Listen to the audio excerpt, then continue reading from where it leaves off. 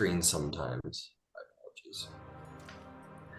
apologies. You spoke with your contact Baldic, who began to reveal a lot more colorful information about Ed's brother and what his plans are. Um, he said that Yvonne's team worked on the shield generator on behalf of the Azura Vanguard. Yvonne made many private and strange additions to the shield generator. First, he introduced a piece of hardware he made very quickly and insisted to be included without any changes or adjustments. And then as the work went on, he tried to add two additional pieces to it. Two additional pieces that he constantly adjusted and changed, seemed to get directly in the way of the work. And then in the very end, before the work was complete but mostly done, he destroyed the latest prototype and the lab and ran away with the schematics, leaving a note for Boldic to meet him on the Cosmic Wharf to make a getaway. Before Balder could get there, the researchers were rounded up, and he was sort of routed into the Undercity where, well, he got arrested. As you made your way up to make your way to the Cosmic Wharf to try and, seek out this place that's Yvonne may be hiding, you were approached by Philocrates of the Lumina Agora. And he spoke to you all about Yvonne and the way that he's behaved, and if you thought it was admirable or not, and if what was going on was admirable or not. There was a little philosophical debate in which he steered it into an attempt to hire you all to seek out Yvonne for the betterment of, magical progress. You all said, yeah, maybe later, old man. And he said, yeah, okay. But he also brought up that there was a researcher of the Lumina Agora who needed some tracking down, as he had kind of gone MO at some researcher or some young acolytes that were looking for him disappeared. But you guys again said you were very busy and maybe later. You then made your way to the Cosmic Wharf, the meeting place of Yvonne. That was pointed out to you by Boldic, one of these space galleons. And you begin to make your way over there, but Chaplin drew two cards from the deck of many things, in which he very strangely just said that he wanted nothing to do with such rabble-rousing and getting in the way of the proper legal authority, and said that he was going to go wait for all this to blow over as the authorities would suggest, which was wildly out of character, highly distressing for the party. And that is where we pick up today, as you are all reeling from Chaplin's completely uncharacteristic monologue, shall we say. So, what would you like to do? I suppose we're down Chaplin.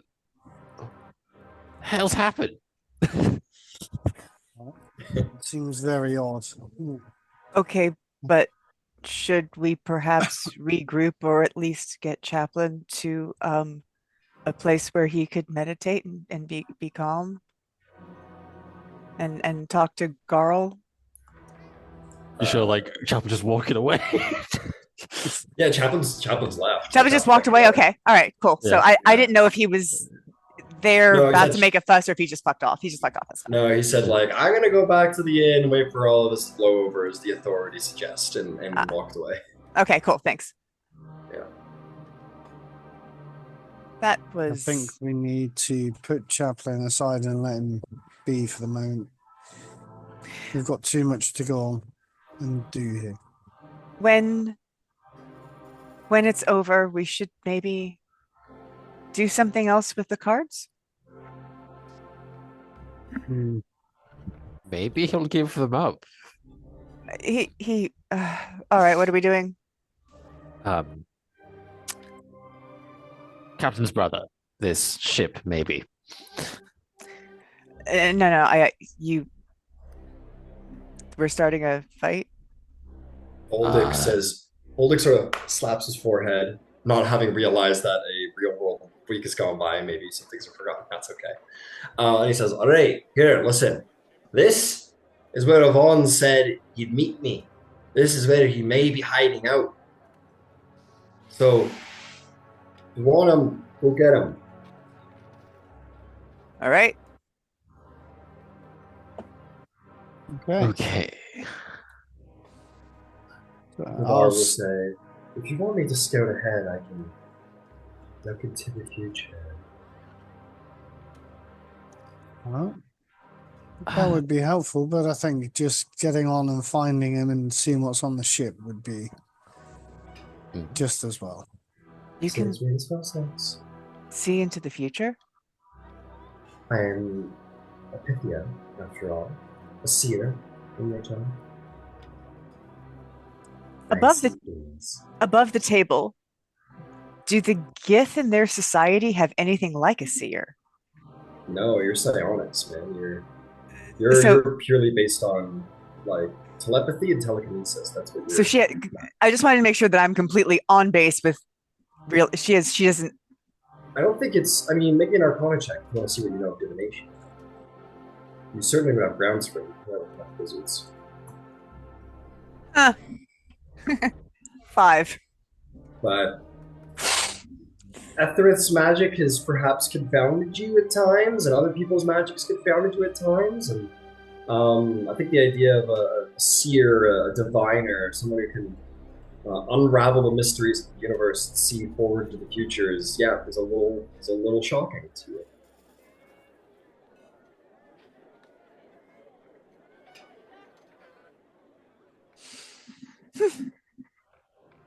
Okay. Or looks at you go, "You okay?" I did not know that was a thing. No, it's a thing, dude. And she probably can't see how I just smile. That is cool. Well, I will try to. Well, I will keep an eye out for any traces of magic, and you look into the future for me, and I'll cast that magic. Okay. She'll speak a spell, and as she completes, she sort of looks aboard, and she says, "I see that these pirates that you have we dealt with, are already aboard. They are looking for something. There's no one else aboard, they know that, but there's something else they're looking for. They also have cannons pointed straight up at the deck. I wouldn't recommend walking on the deck of the ship without being quiet. Looks like they're expecting company. There's also a strange cat in the basement that's about, well, I've never seen one quite like it. It has black fur and tentacles coming up its back. And it's really big. I know what it is, but like, Yeah, make an nature check. yeah.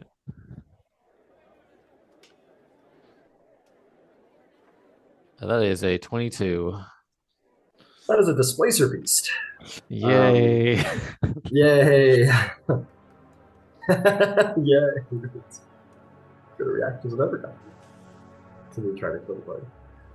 Oh, the cats that displace a beast.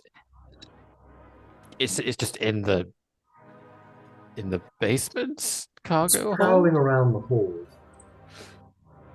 That seems to be taking orders, so to speak.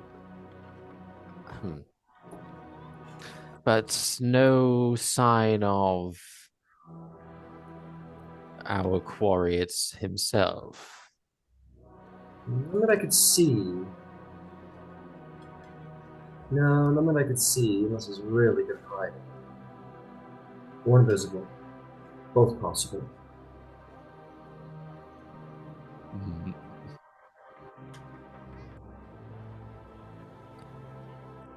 How much chaos are we looking to cause? Said says, "Dragon fire." Fortunately, I breathe. Oh, your dragon. Yes, my fucking nightmare, which I've been dying to take in the battle. I would want to ride a dragon into battle. It's pretty cool.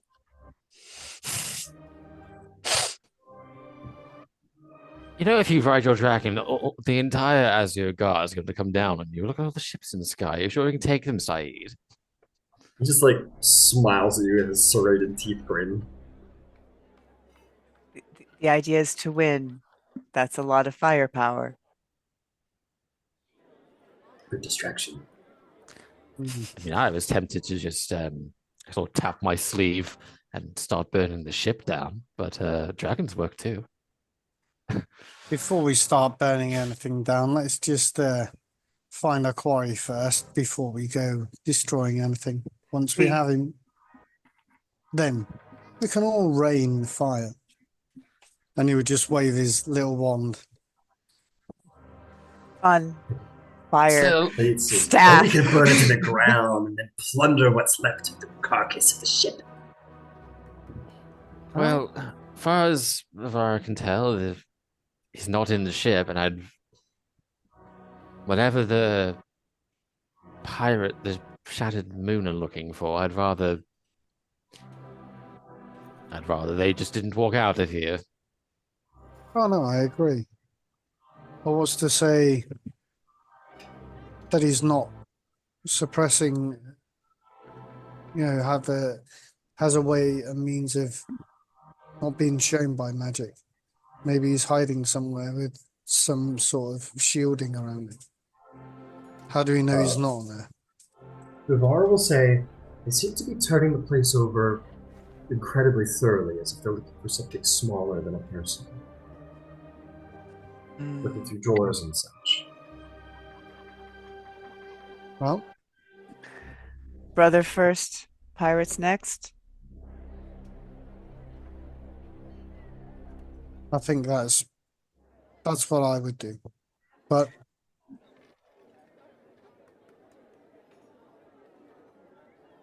Let's go find. If we start burning ships and that just in the middle of the harbor, we're gonna get noticed. Things are gonna be questioned. It's gonna make things a lot more difficult. Brother first, then reevaluate. I hate to just walk away from. And they're right there. Vivar says, I don't know what they're looking for, but they're doing it with great tenacity. And, I mean, nothing that we can't handle, but in great force, too. Might be something on their value. Pirates first, then brother. Okay. We can't. You said they're aiming cannons at the upper deck, yes? Yes. Or at least those... They look like cannons, but they're those spyglass things that the Spelljammers use to amplify their spells. I think I've seen them once or twice. So, yes, might as well be a cannon. I guess spell cannon. Precisely. Okay. Wow. So if Vivara, if you can explain to us exactly what the area looks like on that second deck. I have a couple Absolutely. of potions of Misty Step, which we can use to get in for those that can't do it themselves. She'll explain it to you. She'll say, there is an aft deck, and beneath the aft deck seems to be the captain's quarters, the kitchen. The ship is a foredeck, and within there's two what look to be bedrooms, and then there's a below deck, a lot of, again, crew quartering, and there's a hold beneath that, which has, it seems to be a pantry, an empty prison cell, cargo space, no cargo though. And that's generally it. We have a way on to the lower decks. You could slip through. She'll point to the ship, like from where you guys are, so you can visually see it. Because you could always try and squeeze your way through the portholes on the side where those spores are poking out, maybe. But there's doors on the upper deck and stairs that lead down. Well, do we try the distraction? Get them to let loose the cannons underneath? I could send my. I'd love to do it, but I could summon the horse and Why, have it Saeed stomp wants to about. ride his dragon? Let him do so. Let him just come on in and Well, if they are looking for something and it's valuable to us, I think that if we send the dragon in, the whole ship will burn and and all will be lost to both sides. So he says, "What if I just burnt the sails and flew away, fly by the sky?" it's a distraction. Very well. While that's happening, I kind of point to Hassan. We're both capable of some degree of flight, yes?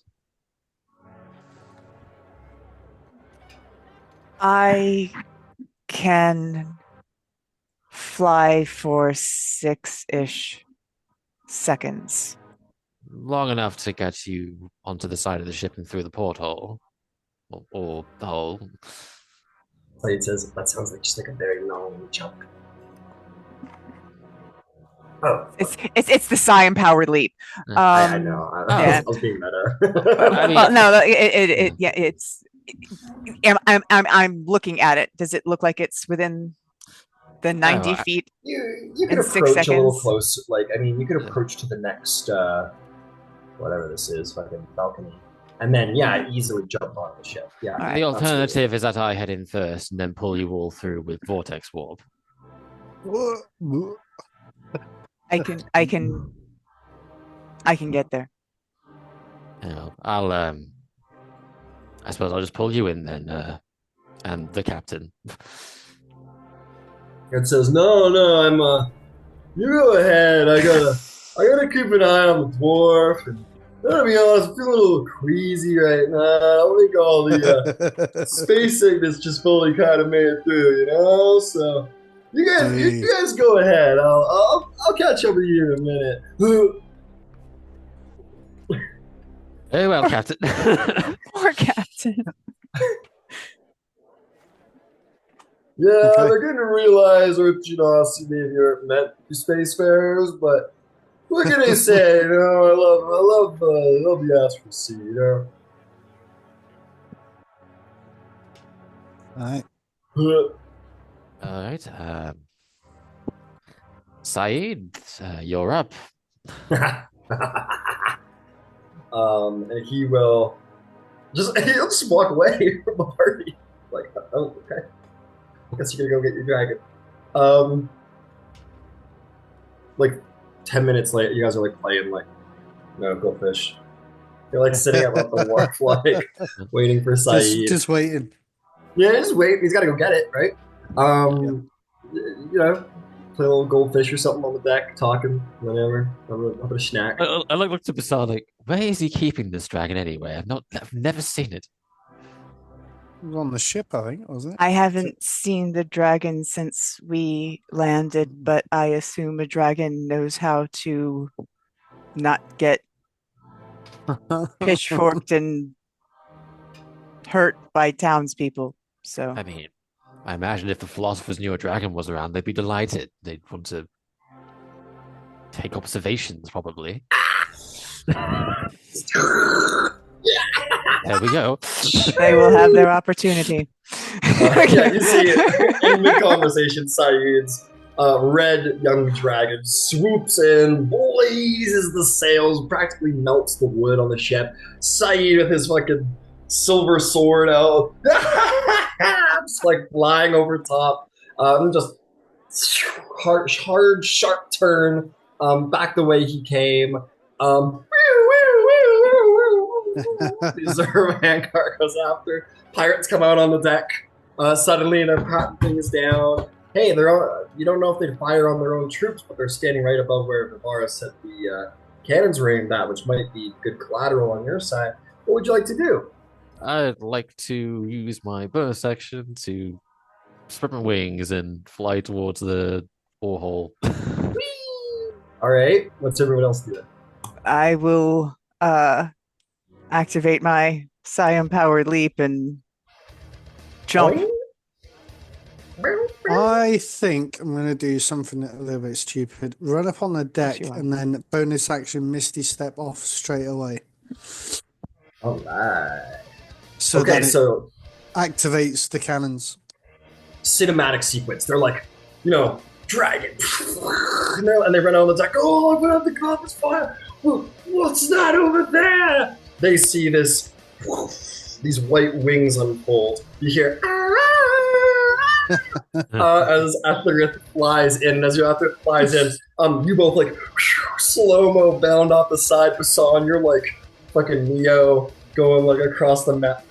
As you're Orindo, as you're about to like hit the fall, you kind of like spin into like a mist of fog and like 3-point land like shinobi onto the deck. Let's roll initiative. Why not? Zeppelin starts playing. Yes, that's not what I wanted. I'll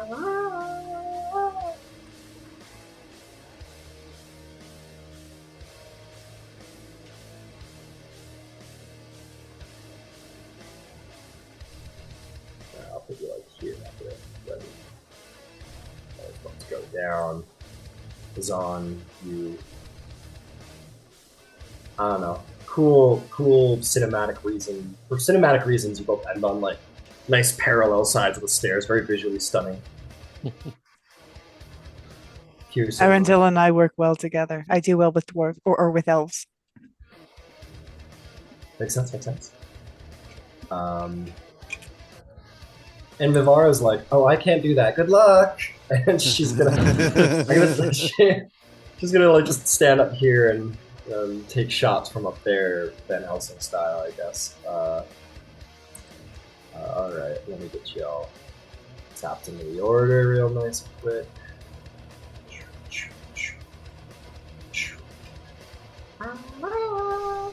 All right, let's see. I gotta roll for a party.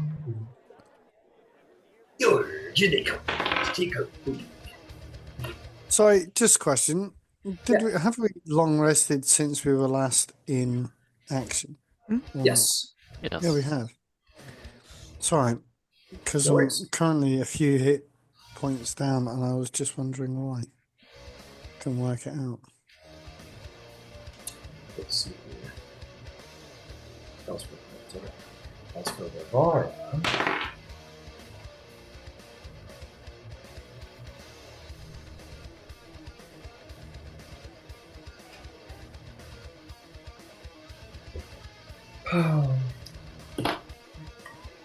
All right. Who has a 20 plus? It's the Pirates going first. Who's got a 15 plus? Oh boy, It's guys. looking good, is it? Who's got a sick entrance? Not great mission. 10 plus? 14. 10. All right, Rendell, what you got? 6. Just to check. All right, understood. All right, the pirates are literally like, here they come, and scallywags. And this one is going to point his gun up at you, Basan, and say, "Take this, she alien!" And it's going to take a shot.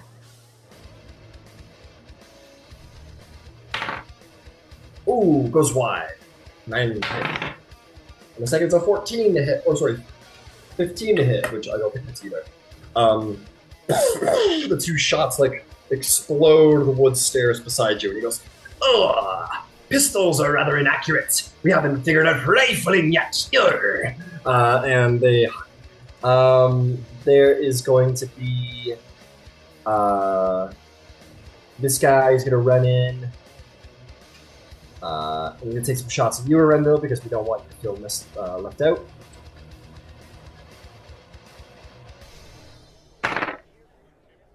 Both I think these guys are just like Yosemite Samming it, just like firing in the air, I guess, because they're rolling like shit. This guy's gonna run in, and he's gonna shoot. He goes, "What are you shooting over there? There's a dragon!" He's gonna shoot at you after you. In the air, of course. I'm just gonna say that's what they all do. They're like, yo, and just like shoot in the air. They're really feeling themselves. Let's see, some other pirates are gonna come out to say hello. This door gets kicked open. These pirates are gonna run out. What be going on out here, lads?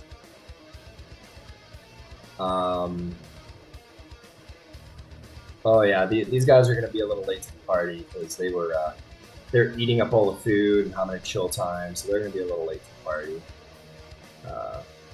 This guy will get out in time. Let's come on, lads! Let's show them how we shoot. And that's gonna be that. All right, these three guys. We'll take pistol shots as well. I got the dragon. I got the elf. I got the alien. We work so well together, lads. All right, Basan. Oh, he goes and takes 2 shots in the air because I don't know, they're doing Yosemite Sam shot. And to his great luck, or whatever, one of them ricochets off the top sail and nat 20s at you. He goes, "Oh, I didn't mean to do that." Silvery barbs. Hold on, wait. I think stop before I do that. I think I took that. Let me just make sure I've got it for up today. I don't. Never mind. I don't have it. I do. My bad. Silver My bad. barbs. You're like, "No, pistol, don't do it." And we'll roll like a. How's a 22 to hit? Shield. Hell no, no way in hell. I think the other guy's like, oh, that almost hit you. I'm so sorry. We be the pacifists of the pirate cruise, and this is gonna be these guys. This one's gonna take some shots at you, Rendell. Your fear tactics as he shoots into the air. Oh my god, that's a nat 20 and a 24 to hit. Both. He like, what was that? And he turns around and looks at someone and like shoots you twice. He goes, oh, sorry. What? It's gonna be.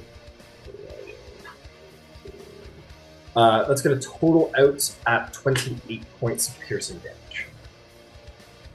Okay. Grand total. And then for you, Etheris, you're gonna slay me a dragon. This will be like my Moby Dick. That's going to be 20 to hit and 22 to hit. Oh, those both hit for sure.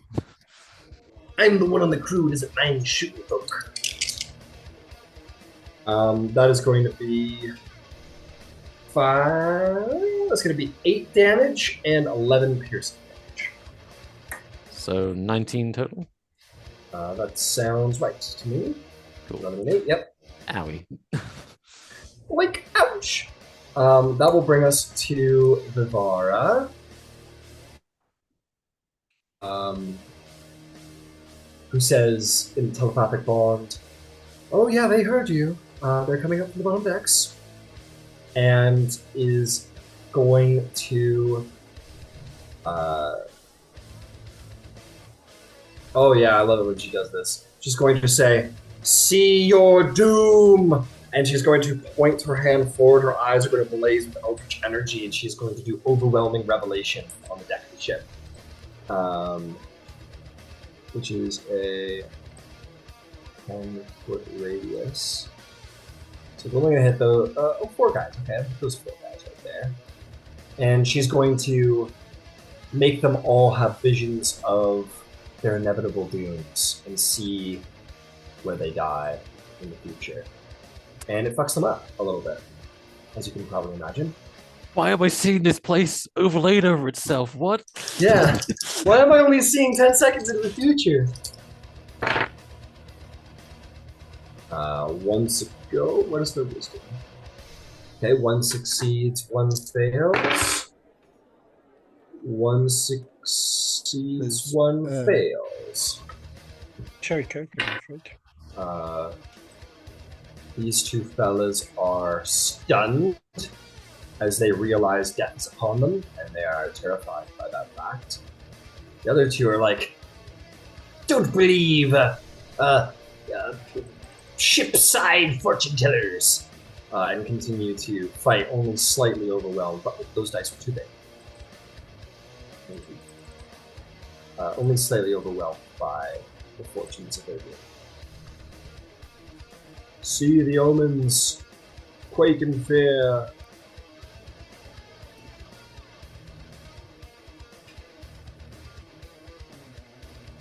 And these guys will take. They'll take. Oh my god, my brain. What was it? 37. So that would become 18 damage. Yeah. Yeah.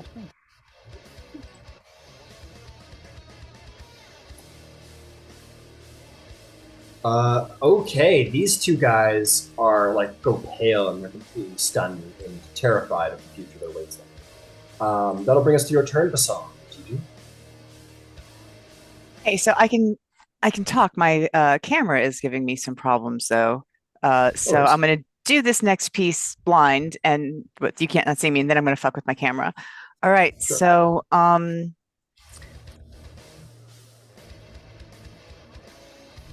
can I there's a single place from which they're gonna come up from the lower decks, right? Like there's a specific door. There's only one. Am I correct in that? You look onto the deck, and you see that there is indeed. Oh no! And you were familiar with this kind of ship. You sailed on this with the original Captain Minerva. On this type of ship, anyway. There is closer to the front, and then there are two hatches on the bottom that lead stairs from the bottom. So there's 3 entrances on the main deck. All right. Is there a place that I could put a wall of fire that would block 2 of them? The answer is yes. You could put one like right here if you wanted. It would also block people coming in and out of Hold. the back, the hole. Yeah. Sure. So that would be a good position. You could also torch these guys on the main deck as well. On top of it. Yeah. Let's do that. You guys could just sit at the top to range punch out. All right, so you're gonna do a little 15-foot line here, Mm-hmm. and it goes 20 feet out, right? It does indeed. Like zoinks! Oh, nice. That's massive. Good.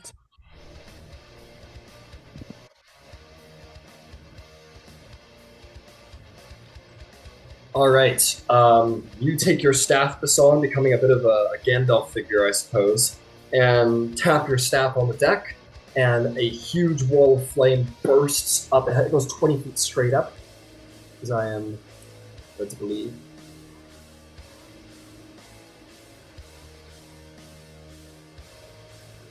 A huge opaque wall, 20 feet high, blazes forward across the deck. Well done. They need to roll right now, right? Yes, they do. Okay, so there are. I'm going to give you 3 guys who are currently standing in this. It is a deck save of 16. All right. 2 of them save. 1 of them fail. 20. Go ahead and roll damage. 26. Oh, these guys are stunned, so they automatically fail deck saves. Oh, okay. So actually, they'll all fail. So 20 damage, you said? 26. 26 damage. Okay. So 26. So these 2 guys who are frozen in place, just moments ago, one of the pirates turned around and go like, "What's wrong with you, man? Come back." And he says, "There he was, standing on this very deck. My flesh burned to crisp." And he goes, No, you're mad. There's no fire on the deck. It's all up there." And Bassan, you're like, and flame goes up in the guy's, roast and disintegrate. And he goes, He goes, by Zeus! They really did die by fire! And the prophecy comes true that was laid before them by the fire.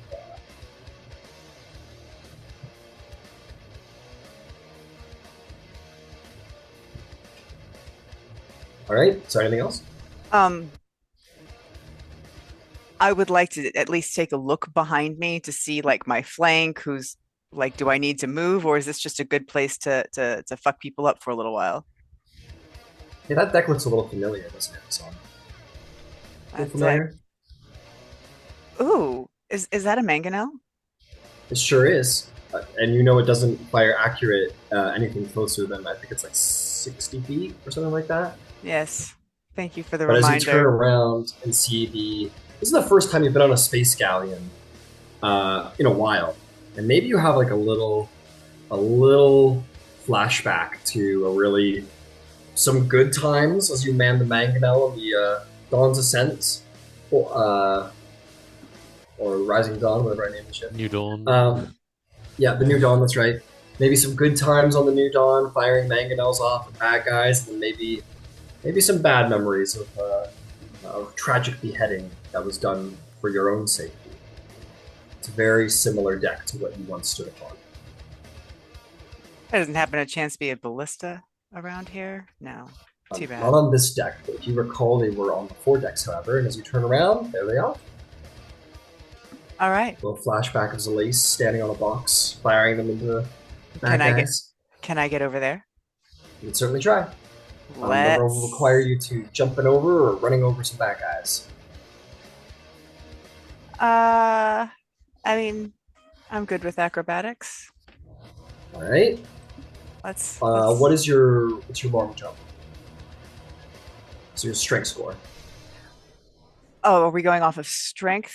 I was going to try to parkour it. If we're going off of strength, what are my other options? 13. It's 13. Not. I just wanted to know how far you can jump. This will be an acrobatic. I just wanted to. Okay. 13. This is a standing jump. So that would become. Chicken, can you cover it up and put it away? 16. She's just going mad. 6. So it'd be like 6 feet. Okay. Okay. Let's just call it. Yeah. Let's call this like a controlled parkour descent. Go ahead and roll me a acrobatics check to like run along the shit turns. The railing, yeah. All right, that is with a +9, that is a dirty 20. Dirty 20. You easily do a controlled descent here. The ship is been like lodged into the wharf, so there's no rocking, which makes it easier. And you can do like a real shinobi run across that will provoke an opportunity attack, however. That's fine. Got it. He swings and he misses with the scimitar. And on the second one, because of your good nat 20, we'll say around here, you jump and you're going to 12. So you've got like a 13. So you have a plus 1. You need about 4 feet in the air. That'll be enough. And you like grab onto the ropes with one hand so as to avoid the attack range of the second pirate. And that is where you'll end your speed, sort of holding onto the climbing ropes. All right. Cool. Real piratey of you. I'm feeling it. Thank you. Hell yeah. I feel it. All right, well done, Basan. Etherith, the dragon sorcerer. What do you do? Well, unfortunately, I think the captain is ahead of me. I was just going to say, yeah, I think he. Oh, Ed rolled in? All right. Yeah. Let's get Ed in there. Ed, you are no longer feeling queasy, and you wave to Baldic. You're like, all right, I'm gonna go help him out, and you are gonna run to help. I'll tell you what. Vivar is up here. The rest of the party did some like cool magical like flying through the air tricks. Dash to get as close as I can to like in range. Right. So you can hear Vivar's like, "Oh no, please come," and we'll stand to the side and let you kind of take as best the position here. Yeah, We'll I put got you into initiative. Go for it, Ed. It's your turn. All right. Is that one dwarf within 60 feet of me? I do not believe so, right? Oh yeah, man, I just got some fucking talk about angles, baby. I didn't realize. Do I have a clean shot of him or no? I don't know. Yeah, you don't have a lot of clean shots. You could, I mean, like, it's a bit of a dangerous jump, but like, you've been on ships for a while. If you want to, like, do a little athletics or acrobatics check to try and land on the deck real safe, like, you can get into All right, the let's fight. do that. Yeah. All right. So the jump over there from where you're currently We're gonna standing is go with an acrobatics. all right. DC 18. Go for it. Oh, damn. Nope. That's a no. That's 6 + 3 for 9. See, Ed, you're queasy, Ed. So I don't know what you're doing, you nerd. What Yeah, are you, Ed's what like, are you trying to jump over there? you saw like Arendelle and Basan's like sick jumps, and you were like, yeah, I can do that. I can do it, dude. And you like, It's all like my momentum, dude, you know, like if I had the arm training flail. and like the regiment, I can do it. I want you to roll me an even-sided dice. How's a 6? Evens, you land on the deck of the ship. Odds, you bounce off the side of the ship. Oh, fuck it. Oh wow. This is just a luck That check. is a 4. Even, so you're like, oh fuck, and Up the landing, like baby. you body slam like right into here, and you're gonna take 10 points of bludgeoning damage as it like wins you, as it like smash your chest into the front of the ship. Baldic on the top goes, ooh, well, Vivara and Baldic both like, ooh, and then you like flip over and land on your back in the middle of the deck and kind of like gasp for air because that fucking hurt, and that will cost you 20 feet of movement, and you are prone. And I've got 30 feet. So can I use the 10 to get up? You need to use 15, I'm afraid, half your speed. Oh my god, it's so embarrassing. I was really not being embarrassed. I just wanted to do one of these little numbers. Oh, okay, that's good. That's my turn. You know, captain's here. We're fucking. I love this. Yeah, Arendelle, you hear like a hard thump on the deck, like a boulder just hit the deck, and that's technically true as you turn around and see Ed like starfished on the deck, like wheezing. Are you okay, Captain? Need a hand? He gives you one of these now. Thank you for saving my grace. Just one. Navarro's like, oh, I could Take us out of this comedy movie, Dave. Do some crazy shit. Hey, you still have an action. If you wanted to like action What? dash and stand up and get Oh out, yeah, go no, on. yeah, do that. Hook me up. Dang, I thought that was my action to check itself. No, that was just a movement Okay. speed. Yeah, You I'll take my action to get in position, kind of get an overlay, because I don't really know what's going on here. Ed doesn't know. You know what I mean? He knows there's commotion afoot, but I Yeah, don't. you stand I up. know that this is working. 15 feet, you got 25 feet left. You like stumble over and like maybe lean on the rail next to Rendell, and get a sense of what's going on the deck. And you can see Basan cooking some people, looking like a real pirate over there. And a couple of the pirates running around sort of scrambled on the deck. Would you give me a bonus action to summon my little guy? Of course, that is well within your abilities to do. Okay. It's within 5 feet of you, so we'll say auto sort of sticks his little droid pincer into your backpack and like transforms into. He's coming out as a ballista time this All right, then you know what? Let's mount him right up on the railing here. He just like mounts himself to the side of the rail like a proper ballista. Yeah, and can he take an action upon being created, or is that his action for this I believe he can. I'll double check. Yeah, it's ran a little weirdly because it just says bonus action to create the can. All right, let's take a look. Bonus action. Bonus action. Once you create the cannon, can't do so again. Okay, no. Magical object. Yes. When you create the cannon, you determine its appearance and whether it has legs. You also determine the type you're choosing. On each of your turns, it can take a bonus action because.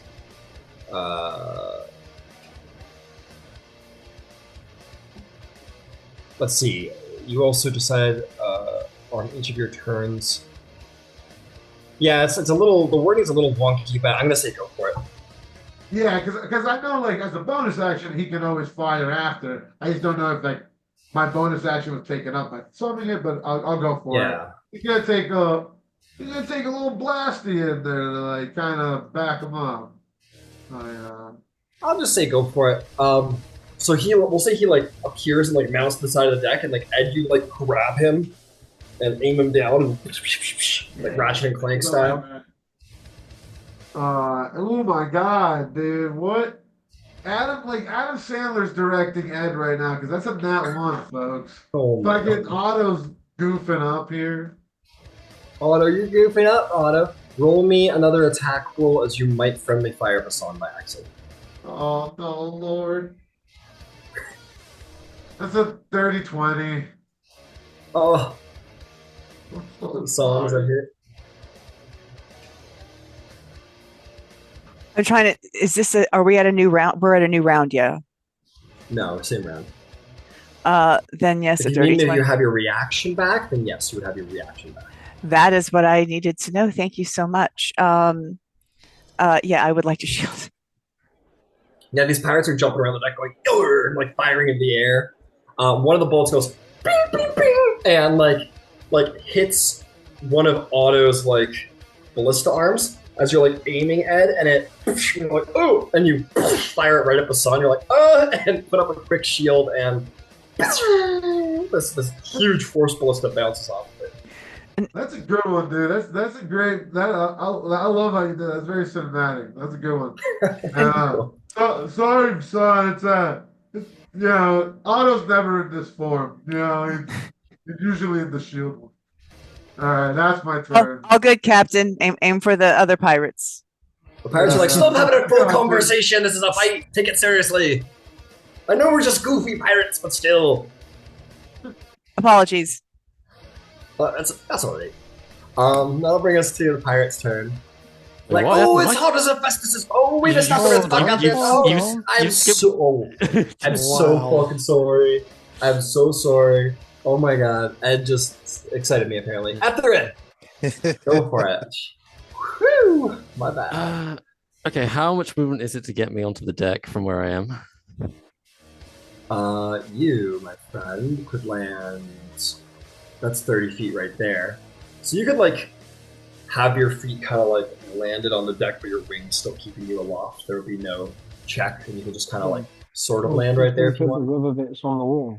So when you open the bridge door.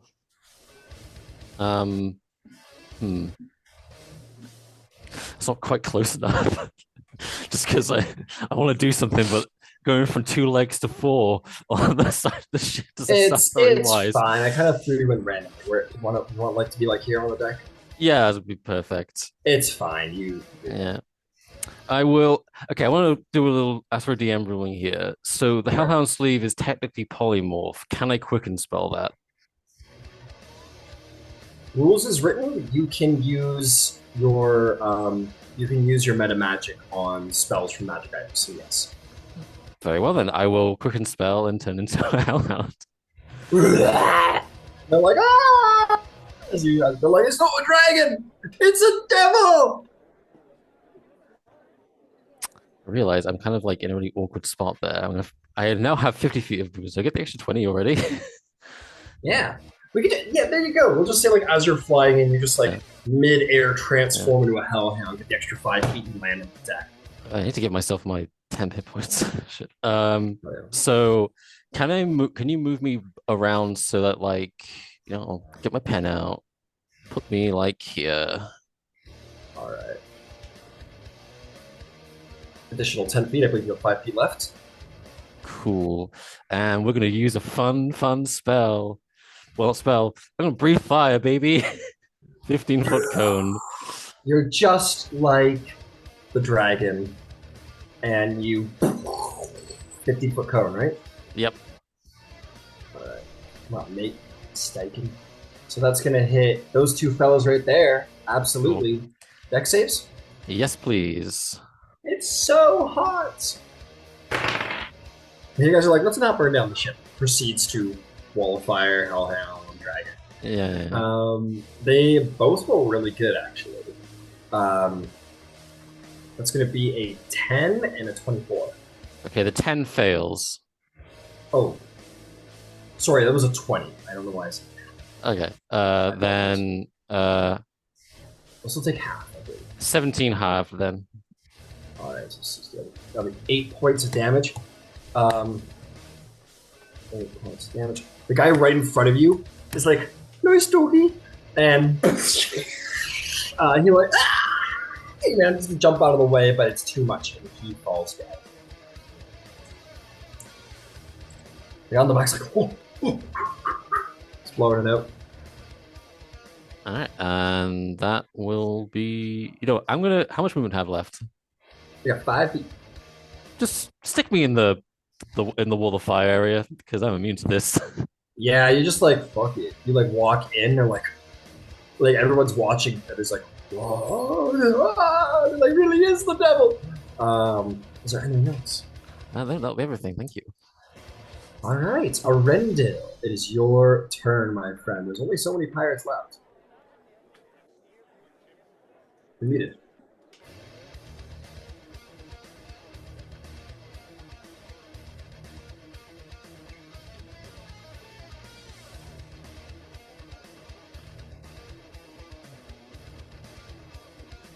Sorry. There you go.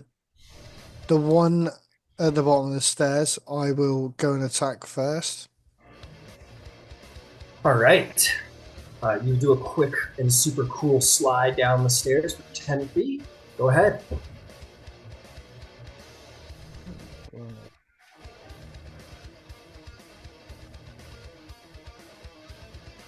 Oh. 11 doesn't hit now. 11 does not hit, I'm afraid. I'm alive! Okay. And then I am going to bonus action spiritual weapon on the other side in between the two that are on Bason's side. Hell yeah.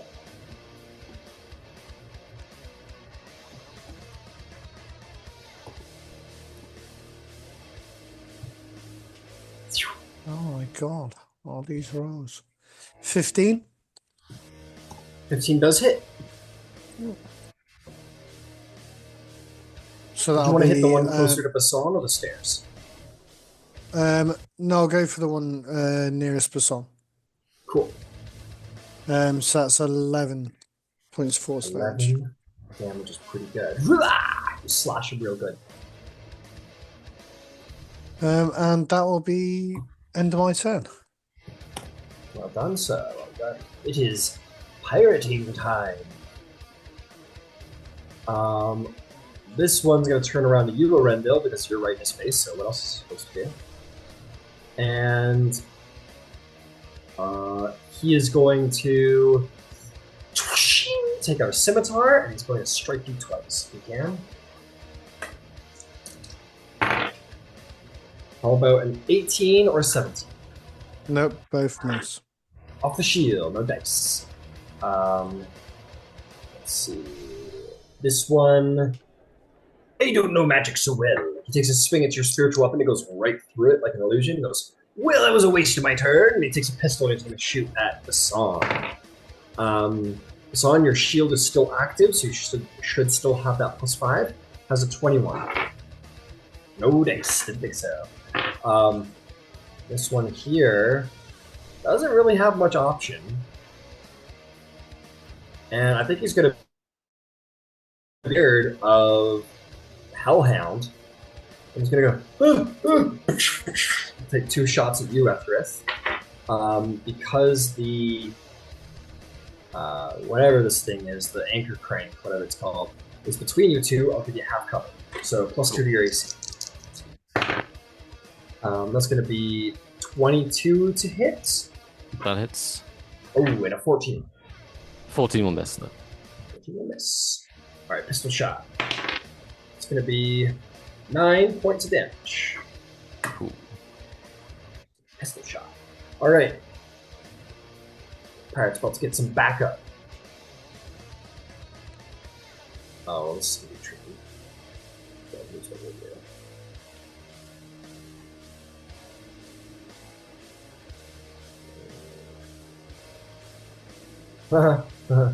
Just gonna go right to him. So I guess this guy will stay. Fuck that. Okay. There are 3 more pirates come charging out from lower decks. These 2 guys open the hatches to the side and they're like, "We're here to ah!" As they immediately stick their heads up into a wall of fire by accident. It's when they enter on their turn, so I'll make dex saves for them. Basan, go ahead and roll me some wall of fire damage. Okay, and that's a 16 for the dex save. They both succeed, apparently. Excellent. They're not good at much, but they're excellent. dexterous folks. Excellent for them. Let me sorry, that was the wrong thing to do. Why can't I find the thing? Oh, that's why. Sorry, I'm looking in the wrong place.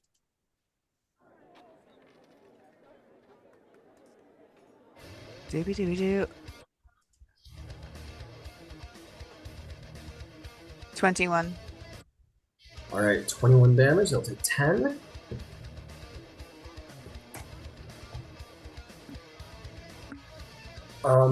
They'll take their attacks from there, and then they're going to move out of the hurt. So this one's going to take 2 just sort of wild scimitar attacks at Arendelle, for this hurts a lot. That's going to be 23 each. 23 Yeah, they both hit. Arendelle. So it's going to be 5 damage and 6 damage to you, Arendelle. Okay. And then he's going to run as his ass is on fire, because it is, into the back deck. Yes, you may go ahead, absolutely. And this one, I think is going to take 2 pistol shots at you, Basan. Oh, Keep in mind, there's concentration checks, Basan, whenever you get hit for your wall of fire. Just a reminder. natural 1 on that strike. Alright, you just miss, no problem. He misses you both times, Basan.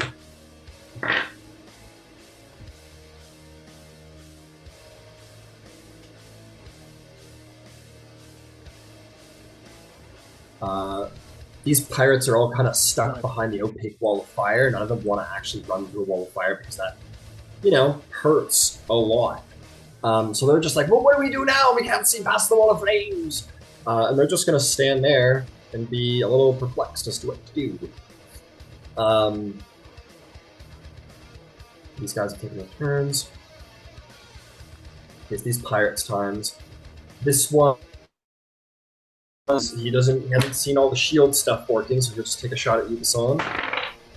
Misses, bounces off of your shield. He's not going to do that again because that was not good. These 2 fellas are going to. This one's going to run at you at the wrist. This one's going to join his buddy, and they're going to take pistol shots at you at the wrist. So this is 3 pistol shots. Probably a miss and a miss. This could be 11.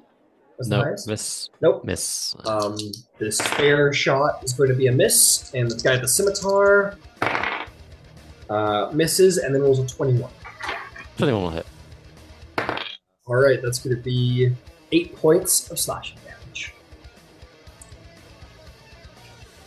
And them's the pirates, they go, "Where's the beastie? Where's the lieutenant?" They're sort of like yelling out. Which I actually gotta go check on that.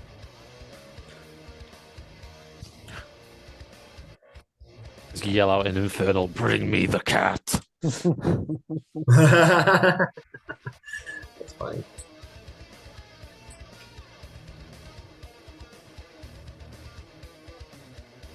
Yeah, next one, baby. Alright, Navarre's turn. She's gonna take a position. We'll say, "You all right down there, Captain? Everything okay?" No? Okay. I have foreseen that you will live past this encounter, and is going to...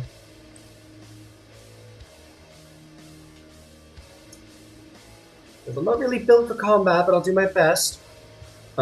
She is going to... I foresaw that bad fall, and I didn't do anything to stop it. I'm sorry. I guess I could have, but I didn't. She says... What's she gonna do? She doesn't have a lot. She goes, "Oh! I know what I'll do." And she snaps her fingers, and she is going to fly into the air. And she's going to sort of like screech and witchly laughter, and will fly over to here. And will sort of Peter Pan step onto like the burning railings and kind of just like watch the fight from up here. And that'll be her turn. I don't know what I'm gonna do. I know what I could do. And yeah, she does like the full like Sabbath witch flight where like she kind of like spins ragdoll like into the air a little bit. It's like it's not like a Superman flight by any means. Like it's very like the devil's dragging her into the air or something like that. Very Sabbath. That brings us to Basan. Basan, look at you. So piratey, what do you do?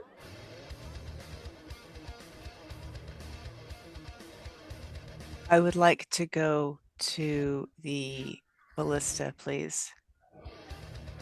All right, you'll continue your path. It's 10 feet to there. 15, you can make that jump easy. Another 10 feet. 5 more feet to here. With a dash, you would be able to get to the ballista for sure. All right. All right, you dash.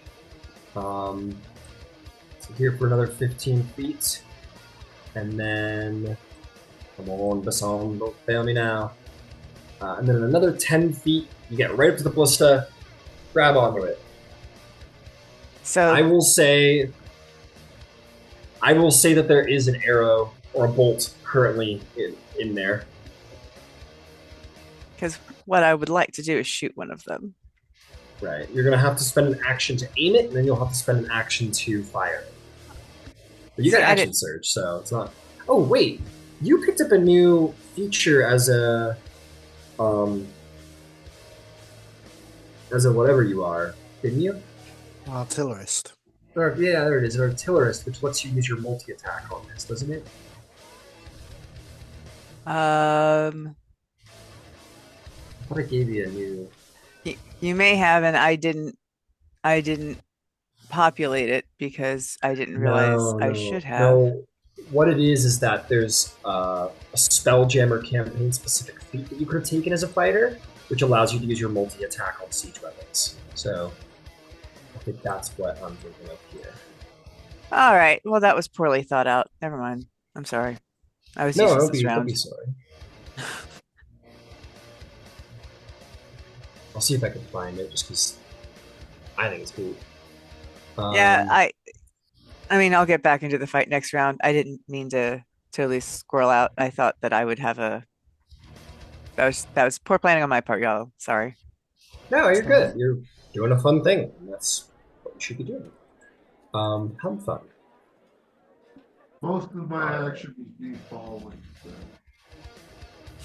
So that's going to bring us to, Ed. Ed, go ahead. So Ed is gonna on his turn fire a fireball to the nearest target that he's seeing for. All right, you want to fire your auto ballista. There's a guy fighting a Rendell down there, and then there's a bunch of guys back here who are attacking him. Oh no, that's gonna be his bonus action, but his action is gonna be a fireball, and then my bonus action is a force ballista. Go for it. So for the firebolt, that's 16 plus 8. For 16 plus 8. That 22? Yeah. 16 plus 8, my apologies. Yeah, 24. okay, that'll definitely hit. Who are you aiming at? The one that's fighting Aaron now. All right, that guy right there. Go for it.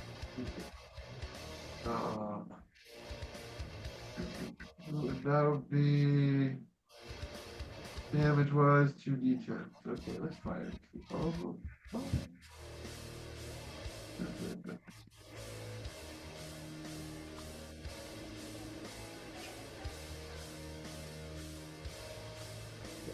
Yep. 2d10. Oh, nice. 8 plus 7 for 50. 15. That's terrific. You fire at him. He's bloodied. You take probably one decent shot to take him out. I think my force ballista is gonna go for him. Let's see if auto. All right, you aim auto. We'll just say that like your firebolt pistol's been integrated into this like ballista, so you've got like two different shots. You got like the heavy shot and the fire shot. Yeah. And unfortunately, the ballista. Thankfully, this won't be friendly fire, but at least I don't think so. But no, it's a 2 plus 7 for a 9. 9, yeah, you fire a little wide onto the deck, unfortunately. You'll get it, Otto. Don't worry. That's my turn. Every time I do Auto a song, somewhere it sounds like. Just like Yeah. I love it. That's great. All right, Etherith, you're a big bad doggy. What do you do? BB-8, isn't it? That's what it sounds like. I'm gonna roll my recharge. Roll your recharge. Yeah, I was going for like an R2 BB-8 situation. I can't breathe fire yet. No. Welcome to my feelings every encounter I send a dragon. Let me think.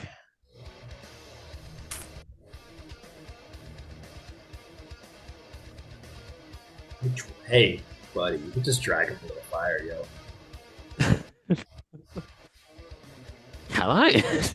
I mean, grapple him and drag him in. Oh yeah, I've not grappled in freaking ever. So yeah, let's do this. Grab. Hell yeah! Go ahead and make me an athletics check or strength check. If you're not proficient. It looks like it'll just be strength. Luckily, hellhounds are quite strong. Good. Very good. Fortunately, I roll like shit. That's a 6. 6. He goes, "What are you trying to do with me?" He slips his arm quickly out from your bite. You want to try again? Yeah, I have multi-attack, don't I? Woohoo! Let's do this again. 18. Oh yeah, you clamp down on his arm, and he's like, "Ah, he's got me!" You want to drag him into the fire? Oh yeah, let's drag him in. Yeah. Do you want a party, baby? No. Go ahead and roll me some fire damage, Basan, as Etherith is dragging people into the wall of fire. That's pretty freaking cool. Teamwork makes the dream work.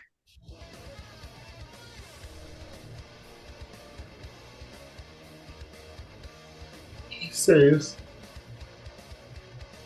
20. You'll take half. 20, so you'll take 10 damage. He goes, it's hot! Is there anything else there? How far can I take him? Well, when you're dragging someone, it's half your movement. How much speed do you have? 50. You can drag 25 feet, so you've already done 5. I want to do move. another. Yeah, go ahead. Yeah, I want to move to behind like the like anchor thing. Like here? Yeah. Nice. All right, you like drag him like right up. We'll say you like jerk him in, and he's like, the wall of fire is like actually right here. He's like, because you rolled really well on his dex save. He's like, oh no. This might seem odd, but also, can I turn him around to face his friends? Sure. He's like, help me, no, I lads! mean, Help as in, I want to use him as a meat shield. Oh, okay. You can absolutely do that. Yeah. So you can drag him like here. And you can stand behind him. And they're like, hold still, laddie. He goes, no, what no, I want no, to do is point him at that guy while I hide behind this to have cover against the guys on the other side. Gotcha. Okay, yeah, you can do that. Yeah, this guy gets out a pistol and he's aiming it at you, and he's like, no, don't shoot me!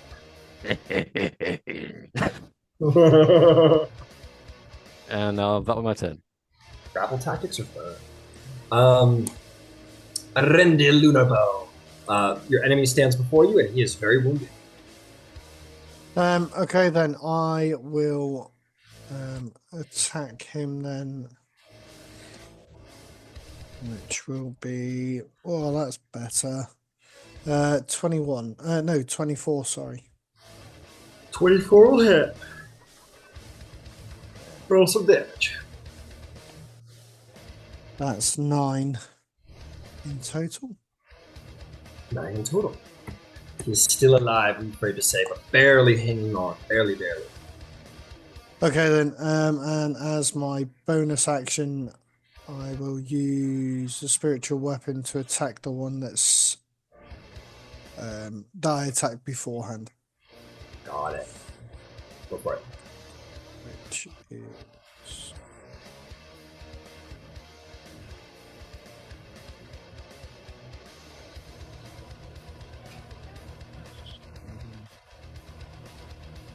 So 22.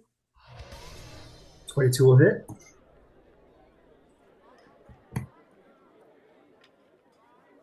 And that's 8 slash force damage for that one. 8 force damage. Fantastic. Whoosh! You slash through him real good. Alright, is there anything else? No, everything. That was it. Alright, pirate time.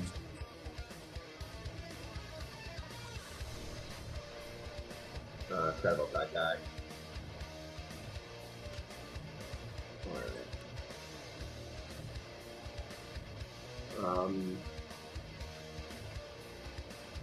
Oh god, okay.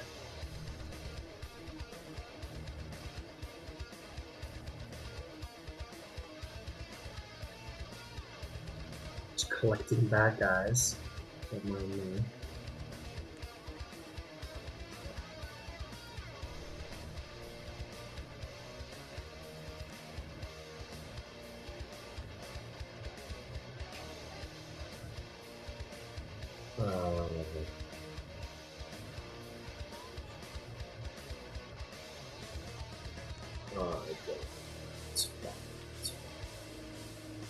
Oh, I put the map here. Cool.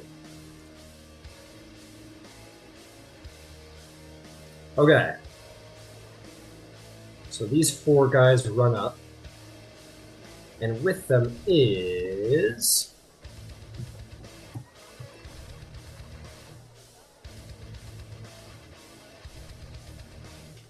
I think I've got a better mini for this.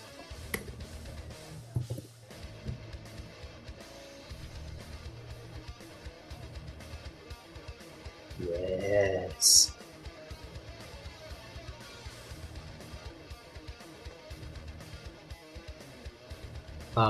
Bursting up from the lower decks,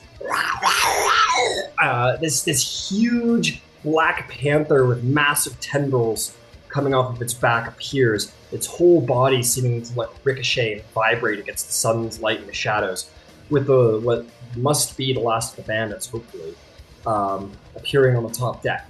So I'm going to deal with my living bandits, and then I will deal with my newly arrived bandits. Or, excuse me, pirates. This one's going to start his turn in the fire, so he'll take more fire damage from the wall of fire. So go ahead and roll, Son, as Etheth just holds him into the blazing heat. Fails to save. 22. Ouch. Very hurt. This guy says, "Hold still, laddie." I'll give you 3/4 cover, Etheth, because you're actively using him as a body. So you'd have a +5 to your AC. Mm. That's going to be 19 and 19. Miss. He's like, shoots past him, doesn't hit you. This guy says, "Come with me, lads!" And is going to start running up here. And is going to run up there with his dash. These fellas could get all the way up top without a dash, but they'll have to end here and here. So I'll put you here, Bazan, because you're re-aiming it at them. These guys run up. Only 2 of them have attacks, so that'll be 4 pistol shots. He runs up a little excited and shoots his buddy in the back by accident. Oh, better. It's going to be 8 damage. The other shot misses, and the last guy shoots a 2 for a 7 and a 22 to hit. What was the last one? The 20 something? 22. Okay, so 22. that one will hit. Okay. That'll be 11 points of damage to you, Hassan. That's fine. Does a 14 save for the concentration? Yes, DC 10. Thank it's you. either DC 10 or half the damage taken, whichever is more. Okay. That's concentration rules, yeah. And I just took 11 points of damage, correct? Yep, so 10 would be the higher of the 2 DCs. So 10, you save, you're good. All right, meanwhile, on this side of the ship, did I already attack you, Arendo? With this guy? Not yet. Not yet. All right, here they come. 2 scimitar swipes. That'll be a 16. No. Nope. And a 23. 23 does, yeah. That's going to be a 4 points of slashing damage. You and this guy are walked into like a full sword fight. Ching, ching, ching, ching. Trying to block each other's blows. And he goes, I've got you now. Haha.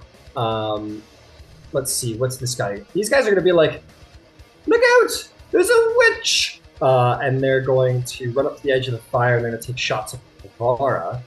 Lucky for her, she's on the further end of their pistol ranges. And they're going to take disadvantage shots against her.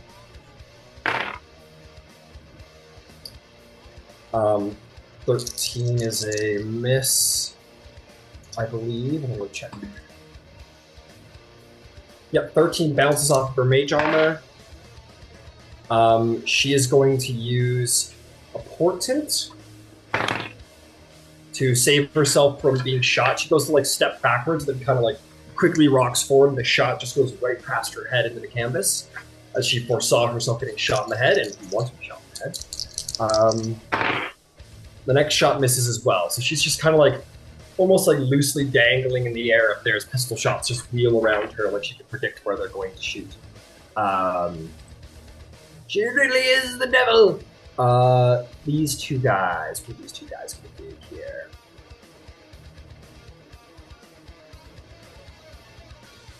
Well, it seems like the deck is getting rather full and we're running out of targets. Who should we shoot at? Oh, I know. They're going to go over to here and over to here.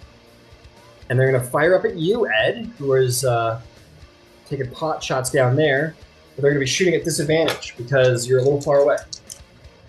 How does a 17? Does not hit. That one doesn't hit either. Doesn't hit. Doesn't hit. Okay. That will bring us to our beastie. Actually, I'm going to roll them separately to initiative. This is a different creature. So that's going to be... going to go ahead of you, Arendo.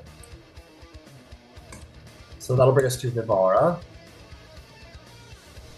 Who says, "You dare shoot me? Witness the doom of your loved ones. Let's change it up." And she is going to do an overwhelming revelations on this little pack of rabble rousers. Wisdom saves.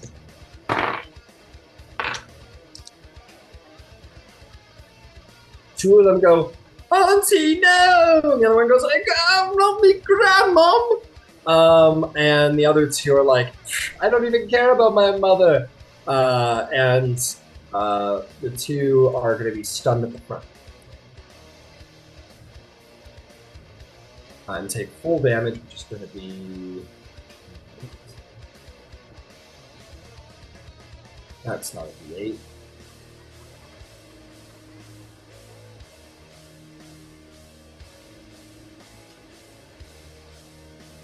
Take 45.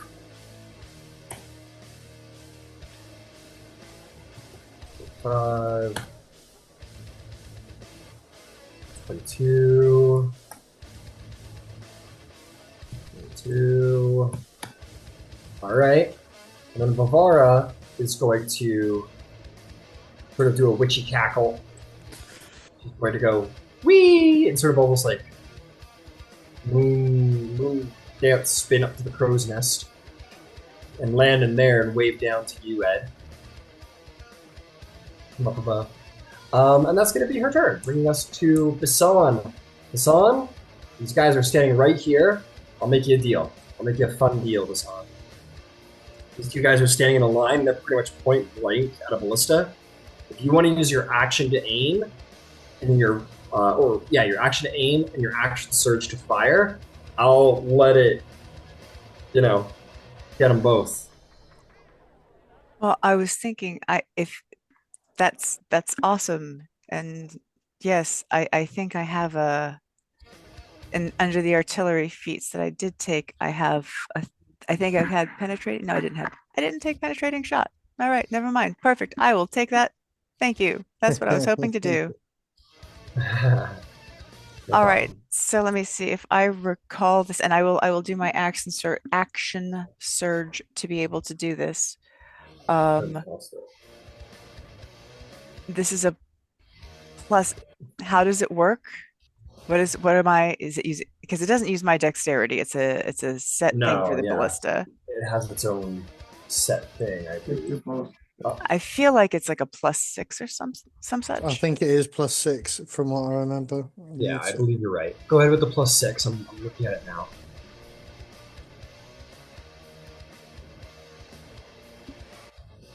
So that is let me see, it's 11, 6, 17. 17 certainly hits, so that'll hit the first guy. Roll me another one so you can hit the guy behind him. That is a 10, so 16.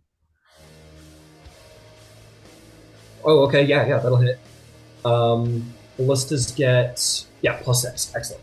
Okay, roll me 3d10. As a reminder, you are a dependable gunner, which means that you can re-roll one of the dice if you don't like the roll, but you must take the new results. Oh, well, thank you. I haven't done this in a while. I would have forgotten that. It's been a while since we've shot anything from a ship. However, I just rolled a 29, so I'm good. Okay, we're happy. I rolled 2 10s and a 9, so I'm beautiful. 29. All right. So that'll hit this guy. Hit the guy behind him. So here, I'll tell you what, because it's more thematically makes sense. This guy's going to die. So I'm just gonna do a little cheeky swap here. It impales that guy and then skewers the guy behind him. Buddy fails his strength save and is like launched off of the foredeck with his buddy on top of him. And he's gonna land prone right here with his buddy dead on top of him. Oh, it's so piratey. And is gonna take hot 9 points of bludgeoning damage from falling off of that height. Come on. He's alive, but he's bloodied, and he's like, ah! There's like a hard groan from the below deck there. There you go. Like Kushina-biru, baby. So anything else? I've still got my movement. Yep, movement and bonus action. Can I like cartwheel to the side along where I am?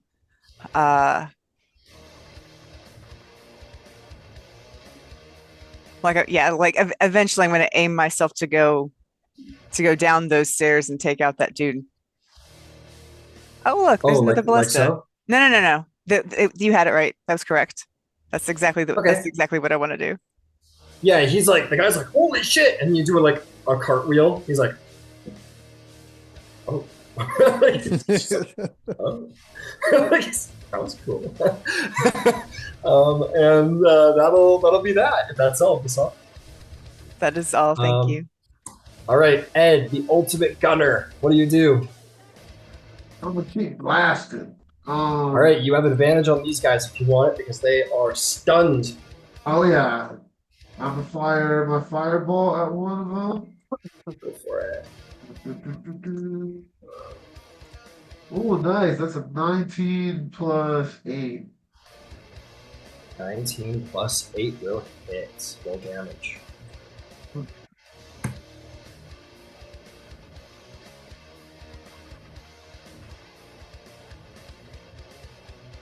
Okay. Oh, fuck yeah. That's a 9 and 7. 16? 16 damage. He is dead. You blast him with your firebolt. Your luck, ready? Here, we got this. Now, Otto is gonna fire on the other one. Does Otto have advantage? Otto does have advantage. The guy's stunned. Oh, good. Oh.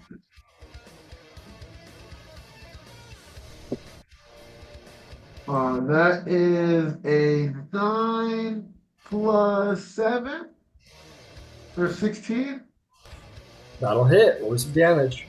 Finally, Otto hits.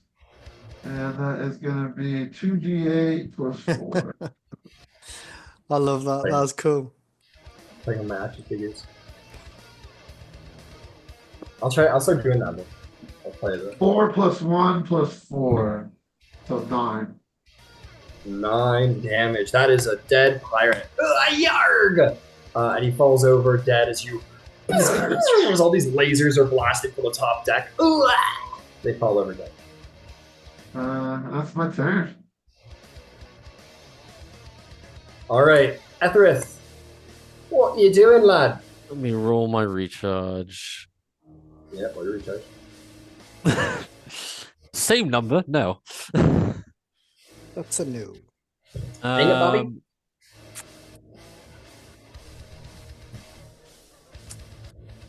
I guess I'll just bite the guy I have in my grasp. Right away. Bear down on him. Or you can leave him there and go get another guy and bring him to fire. That's true. I mean, how bad does he look? Does he look pretty like he's about to burn to death? He's bloodied. He probably needs a couple attacks when that happens. I'll give him one bite. All right. Well, good luck. There's a 24 to hit. 24 hits. Roll damage. 7 piercing, 5 fire. 7 piercing, 5 fire. You can crit fish if you wanted to because you've got him grappled. Per yeah. the new rules. Let's do that. Nah. All right. And then I'm gonna let him go. If I can, is that an action to let him go, or is it just a? No, you just open your mouth and he's done. Cool. I'll turn around. Okay. I see the guy Rendell's fighting. Yeah, I want him. I want have him. pack tactics. He's mine. Yeah. All right. Opportunity attack. Misses.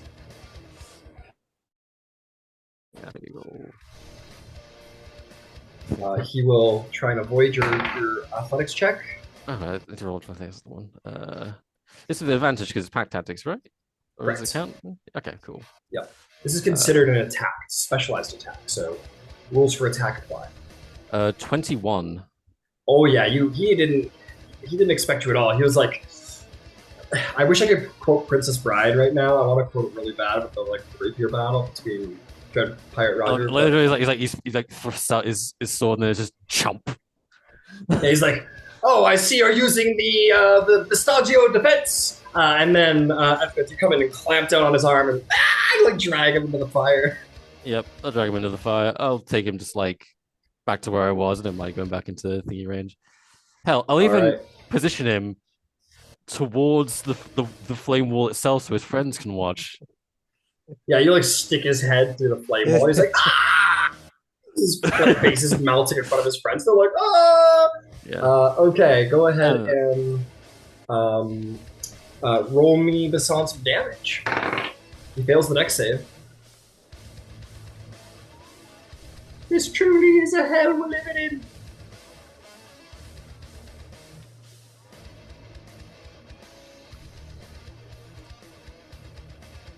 27. Ouch. Oh, he's dead. You stick his head in the fire, and he's like, ah! And then, like Raiders of the Lost Ark, his, like fucking skin melts off of his face, and he's dead. Very cool. Guys are monsters. We are. All right. These guys are like, holy fucking shit, I don't want to fight, neither do I. All right. But I know at least one creature that wants to fight. But it looks really hot over there. Let me check this creature out.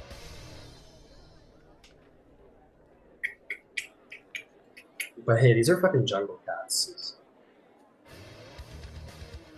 So it's gonna run and it's gonna prowl along the side here so it's not to be. It's so far. So it's not to be armed. It's gonna get to about here. Make some checks. Oh yeah, it does so. It pounces up high. And it's going to land right here, next to you, Ed. And it's going to. And you see this huge jungle cat with these like massive, weird tentacles like flowing off of its back. Its body seems to like shift and like in a mirage. You can't keep track of it with your eyes too well. And it's standing like right in your face, preparing to like. And that's what it's going to do with its turn. That brings us to Arendelle. What do you do? I am going to drop concentration on the spiritual weapon, and I am going to stick a moonbeam right on top of the panther. All right. I can't remember what it was named. Was it Bewilder? No, it's not, is it? No, it's a displacer. Displacer. That's it. Thank you. All right, moonbeam shines down. Con save, please. One save.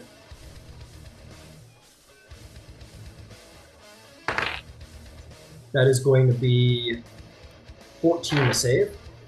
15 is the save, the DC. 15. As your moonbeam fires down, it isn't prepared for it, but you don't target it quite well, and it's going to use its avoidance feature because it's like displacing and shimmering so much it will take half damage. So that would be 7 damage to the creature. Oh no, the DC was 15. Yeah. Oh, sorry. Okay, it failed. What was the damage? I just rolled ass. 4 radiant damage there. So he'll take 2 radiant damage as he avoids the effect, unfortunately. Is there anything else to remember? Right, so I have movement, so I'm gonna move down towards where the pirates are, down the bottom. Right, you start charging. Right, 20 feet gets you there. Go right up in their faces. Hell yeah. Alright, is there anything else? With my bonus action, I'm going to use a second wind. Fair enough. Which is 8 points of healing. Okay. And then that's me. Alright. Pirating time. This one's gonna stand up and go. Oh no, he's dead. This one's gonna stand up and go, oh no, that's terrible. Don't do that again. And he's going to just like whistle to himself, and he's gonna leave. He just got shot by a ballista and survived only because someone was standing in front of him. He's like, I'm taking I'm taking some sick leave, boys. Taking some sick leave. Thankfully the captain gives us those benefits. This one goes, oh, you like cartwheeling, eh? And he's going to charge you. And he's going to scimitar attack you. He goes, ah! His scimitar, he swings it and it gets stuck in the mast because he rolled on that one. And he goes, oh, that was embarrassing. And then he's going to take his pistol out and try and point blank fire at you. And it misses. And he goes, I'm not the best pirate. You should run. I can't. I'm in melee attack range of you. You'll strike me in the back if I do. That would be tactically unsound. I'm more of a thinker than a doer. You would live. You let me go. You wouldn't just take the free shot at me? Even if I did, you would survive it. I don't know. You're a pretty tough lass. If You just want a free shot on me, don't you? I'm gonna turn around, you're gonna strike me in the back, and then you're gonna chase me down and kill me some more, aren't you? You should run. Go away. Go away. It's in the most robotic voice. Go away. The persuasion check? It's 12. Intimidation. It's intimidation. Oh, intimidation? Yeah. It's still a 12. Yeah, he goes, I think I have better chances of surviving if I only get 2 attacks instead of 3. I'll wait to see what you do. Alright. He like dislodges his scimitar and goes, alright, let's give this a shot. That's gonna bring us to another pirate somewhere else. These guys go, we're more doers than thinkers, and they're gonna attack you, Arendelle. Okay. That's gonna be a 19 to hit, nope, a less than that. Another guy's just gonna scimitar twice. That's a miss, and a modified 20. 20 hits. Miss. Yay. That's gonna be 5 points of slash. This guy started his turn in the firewall again, thanks to our good friend Ethrith. Go ahead and roll some fire damage. Hassan?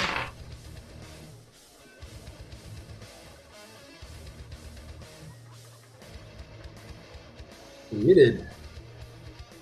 26. 26. He saves. He'll take 13. It's a lot of damage. And he'll die anyway. Oh, my body can't take fire. My only weakness, fire! And he falls dead. This one's gonna go. He's gonna fire at you twice, you mean dog. Logical thing to do. First shot misses. Second shot is gonna be a 24 to hit. That'll hit. It's gonna be 7 points of damage. Got it.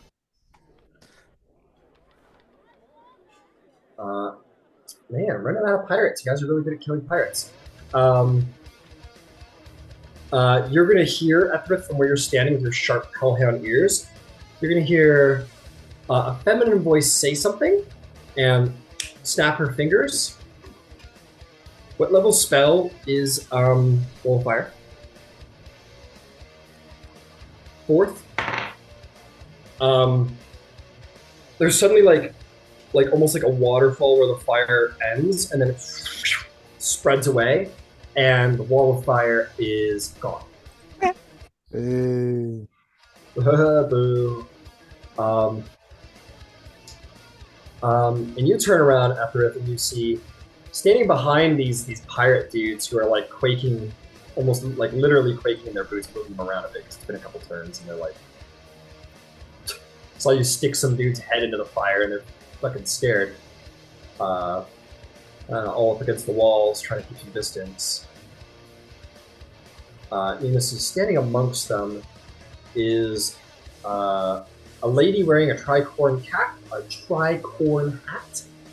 and a mischievous look in her eye and a woodpeck leg. And her hand's kind of up like this. Clearly she was the snapper. She says, "We got what we came for, lads. It's time to make a swift escape. What do we say?" And she is going to bonus action disengage. She's going to go over here, and she's going to step up to here, and she's going to like do a little bow at you all. She's going to like do one of those kind of falls. She kind of disappears off the side of the ship. All right. Nabara looks down and goes, "What was that all about?" And is going to go fly after her. Who are you? What are you doing?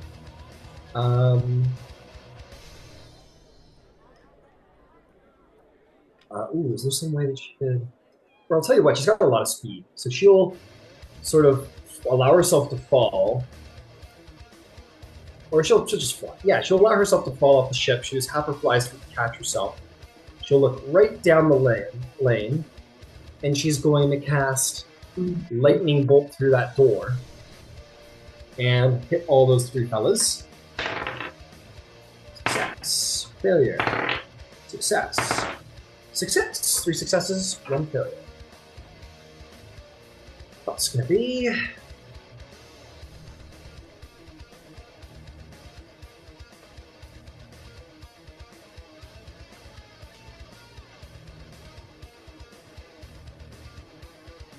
Okay, it's got to 29.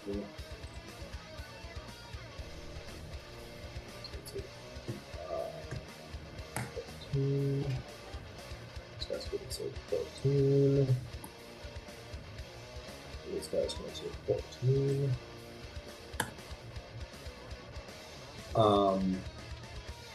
And she's going to go sort of fly over here to see what all that was about, and that'll be her turn. Hassan, what do you do?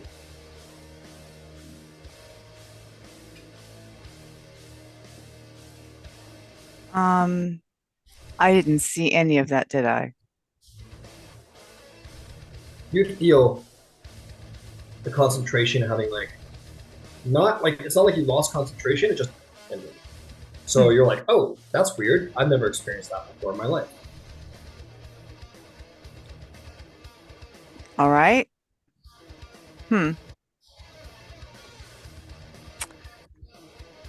Well, I guess I am going to draw my saber and kill this guy. Oh, you don't have to. He could have run. I'll draw the saber and say you can run. It's not my turn. I can't. Like she gave him the chance, so Yeah, he chose to stand there. So that is a 24 and a 13. The 24 will hit. Okay. Do.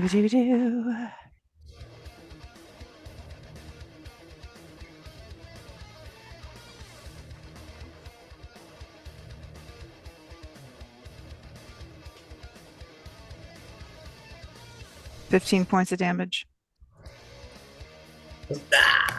Oh. Is there anything else?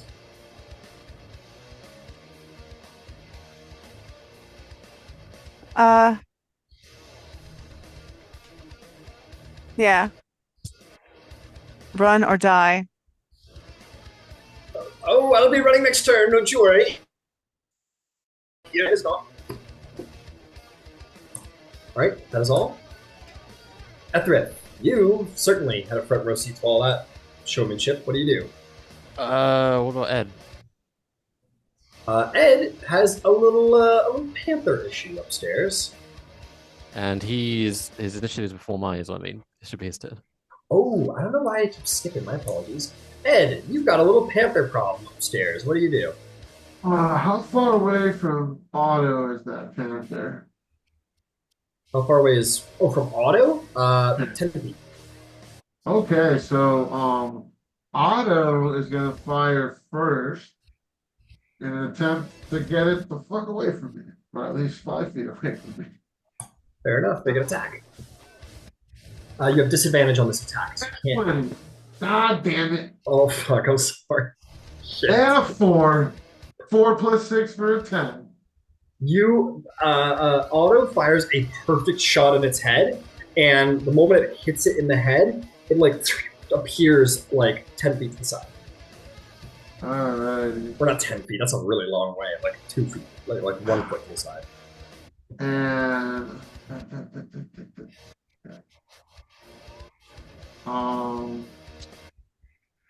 So then Ed is just gonna, even with the disadvantage, Ed's just gonna fire at him. Go for it.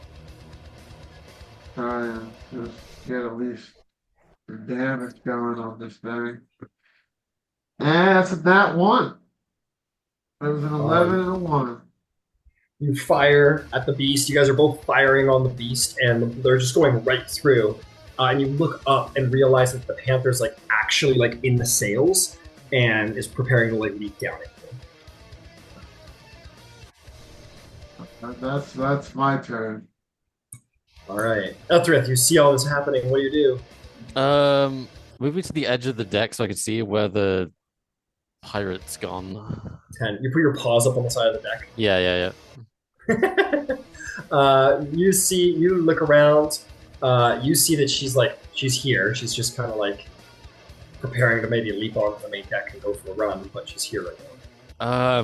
Can I jump onto the like? Either I want to jump onto her or onto the deck in front of her. You can jump onto her. There's definitely not enough space there. It would definitely be like a you guys crash and both fall off situation. So that would be a bit of a fall, which is entirely possible if you want to do it. Or you could try and land on the second ledge of the ship right here. I just want to see as far as like options I have if I do that.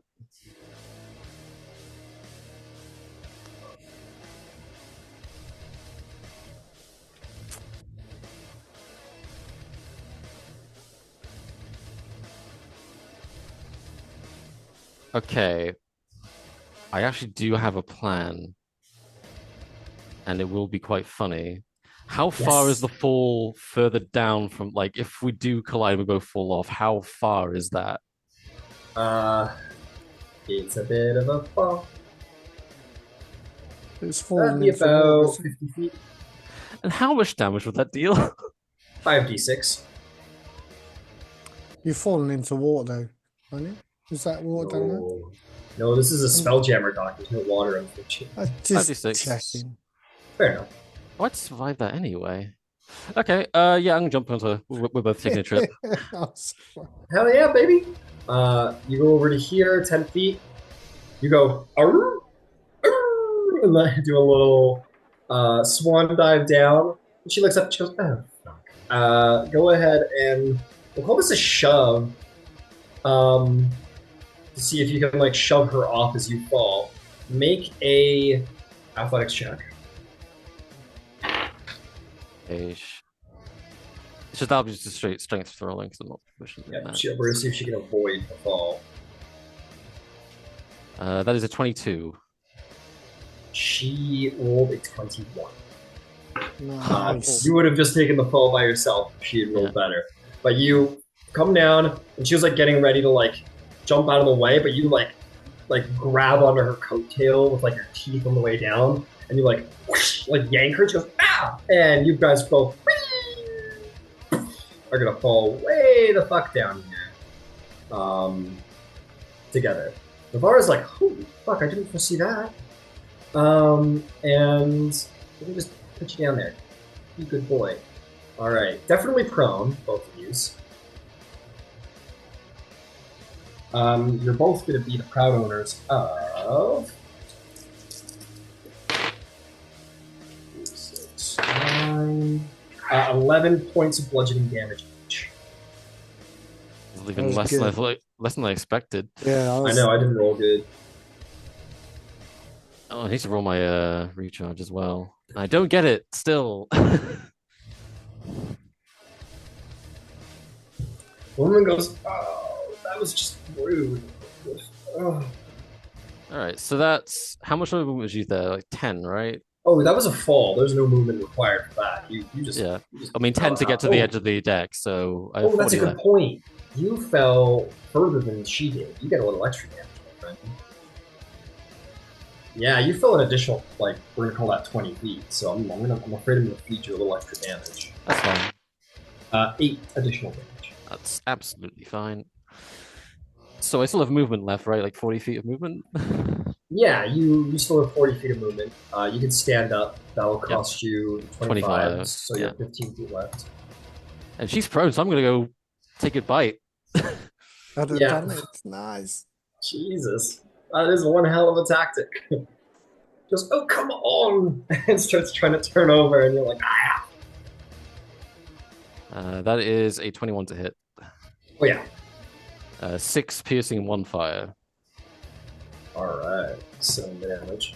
Ah! You're ruining my coat! And you're like dragging her around. Ah. And since it was a shove action, I don't think I have another attack left, so I guess I'll leave it at that. Alright.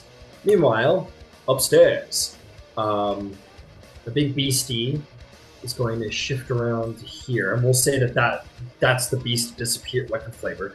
The beast disappearing, and then this is it jumping out of the sails and going in to attack you, Ed. It's going to try and rend you. So did it move? I'm gonna use a reaction to cast shield on myself.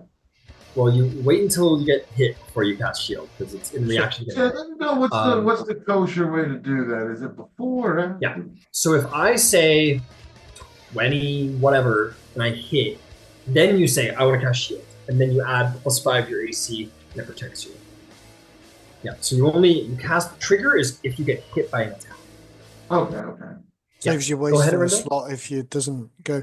So with that displacer moving and then moving back, did that move out of the moonbeam and then back into it? No. Is It's that what just you said? moving it. Yeah. So I'm doing a little extra flavor here because No. Okay. the technical flavor of a displacement beast is that it creates another illusory self, but mechanically, I don't know. Yeah. So I'm just kind No, of that's fine. Yeah. So it moves to the side. It's going to try and rend you, Mr. Captain Ed. Ooh, that's a natural 20. Never mind. No shield. Just take it to the Yeah. face. Sorry, buddy. You are going to be knocked prone as it pounces on top of you and bites down hard. And that is going to be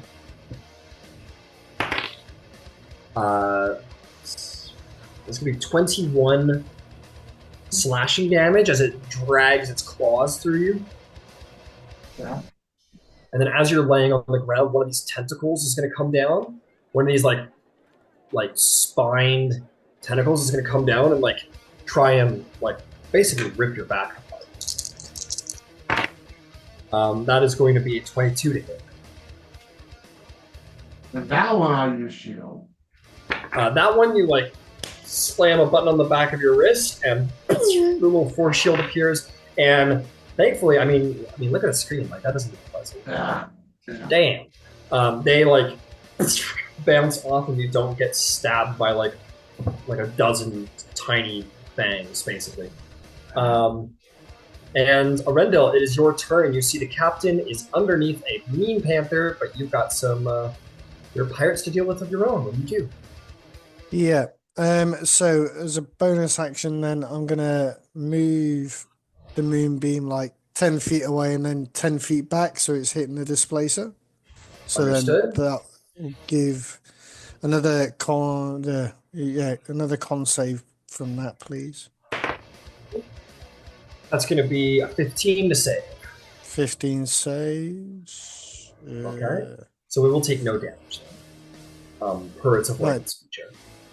Right. Okay. Yeah, you normally take half, but it has a special feature that lets it take damage. Okay then. And then can I see the pirate that's just fell with Etherith? From where I am? You saw the pirate do like this fancy bow off, and then you saw Etherith dive off the side of the ship. That's what you saw. So I can't see them from where I am. Okay. No, they're technically like about 50 feet beneath the ship right now, and you're on the deck, so you can't see No, them. that's fine. I just wanted to check. Yeah, boys. Okay. I'm gonna attack the one that's in front of me with a sword. Ooh, that'll miss. That's an 8. Then I'm gonna action surge and try again. All right. And that's even worse. That's 11. That was a waste. Okay, that's me.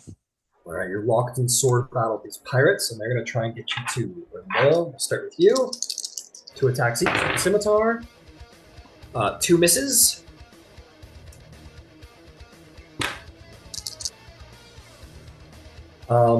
And a 19 and a 20 to hit. A 20 hits. 20 hits. Got it. That is going to be 5 points of slashing damage. Yeah, you're battling them. They're getting a nick in here and there, but you're largely a better warrior. They say, "You heard the first mate. Let's get out of here." You may take an opportunity attack if you wish, Ephrith. Love to do that. Oh, I don't know why I said Ephrith. I apologize. Arendil. I'm dealing with these 2 guys right now. Sorry. Alright, because I can, I'm going to use Word of Radiance against both of them within 5 feet. It must be, if you're using Warcaster, it must be a 1-target spell. Ah, that's a shame. Sorry. Okay, I'll just attack them with it. Okay. Oh my god, why am I still using those dice? 11. 11. That will not hit, I'm going to say. This one is going to descend, and that's going to cost him all of his movement.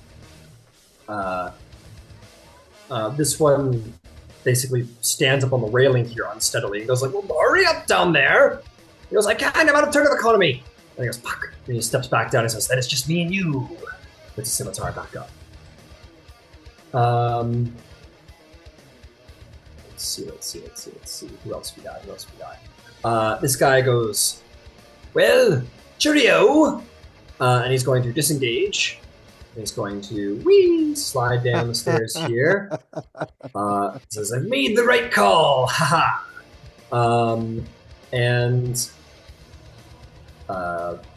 I ran out of movement. Next turn, I'll be getting to the dark side, that is for certain.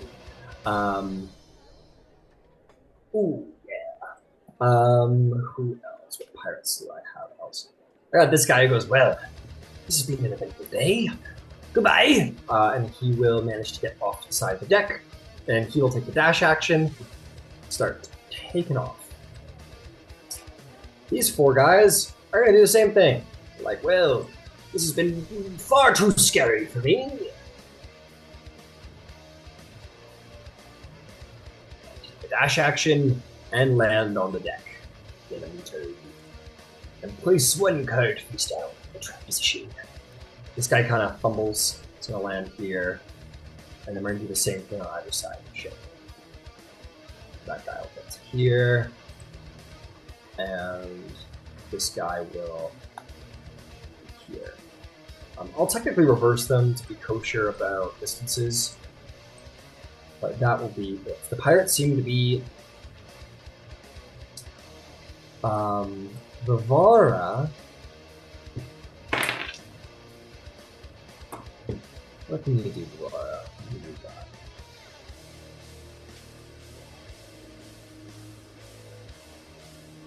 She'll fly here to 25, and she'll shoot a lightning bolt through those 2 guys again.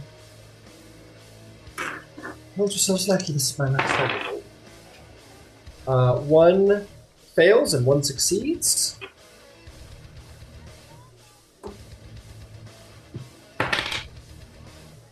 It's going to be 86. This one's going to take 27. This one's going to take 13. And then she's going to kind of do the same thing and just like let herself fall off of the edge. And when she gets real low, she'll use her last 30 feet of speed to catch herself in the air with a flight spell. And just kind of like mystically sort of float in the air there a little bit. She'll also go down to like 5 feet. And just kind of like watch the scene. Yeah. Hassan, you're up to bat. What do you do? All right, well, now that he is gone, I will.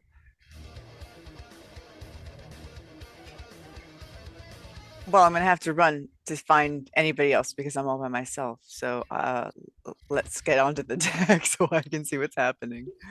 God, you take a 15-footer right there, and you can see the scene. You see across the deck, like just barely across the across the roping and rigging and everything. You see Ed underneath this huge monster of a beast that you've never seen before, just getting torn up. An Otto-looking, droid frantic, and a Rendell locked in a sword battle with this one pirate. You don't know where Etherith went. But you do also see that most of the pirates seem to be running away. All right. Well,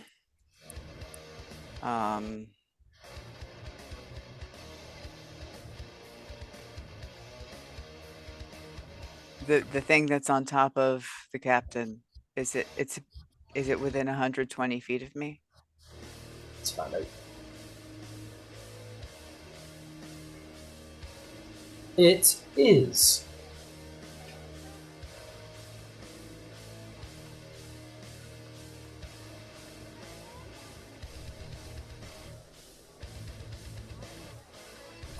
Very hard to see though. You got like the entire mask between you and it. Am I out of movement? Do I have more movement? You got more movement. Let's take a look here. Can I give? Yeah, if I can give myself. I'll better tell you vantage. what. We'll just say that. We'll just say that you ran over here instead of over there, and now you can see it. Okay. All right. Then, if I have the range, I am going to cast a firebolt. All right. So you do. Go for it. Because I can't think of anything else to do. Disadvantage. Oh, well, that's fine. That's a 7 plus. That's not. There's no way. That's an 15. You shoot it. Oh, 15. Roll a 15 to hit. Yes. 15 hits. That I'm very surprised. Because it doesn't have armor. Yeah, the disadvantage was its protection. All right. That is for 10. 10 damage. 10 damage. All right. Fire damage. Yes. Blasted from across the deck. Well done. Is there anything else? No. That is all. Thank you. All right, Ed. You got a giant panther on top of you. You're in the jungle now. What do? I imagine Otto's like just cursing up a storm and he's gonna try and blast it again. Go for it. Always disadvantage, right? Because of its little effect. Yeah, always disadvantage. All right, hell yeah, that's a 19 and a 13 plus 6, both of them. So 13 plus 6. That'll hit. And this thing will at least get pushed away 5 feet. It gets pushed away 5 feet. Hell yeah. Oh, nice. 2 5s plus 4, 14. 14 damage. All right. Well done. And I'm going to stand up and blast at it myself. Go for it. That is 15 and 13 plus 8, both of those. 8 plus That'll 13. hit. And so 2d10. That's all like, God damn it. Angry, dusting himself off. Gonna hit it with a 6 and a 1. So that is a 7. 7. You're blasting. It's not quite bloodied yet, but you're doing a good number on it. Is there anything else? Yeah, that's my turn. All right. Meanwhile, Etherith, you're. Oh, I never took her turn. Oh fuck! I'm gonna do that now. I was like, why is she still laying there? I'm losing. So it would have been pirates and then Vara. Not that it really matters. Okay, I'm gonna let her take her turn. What you gonna do? this isn't as effective.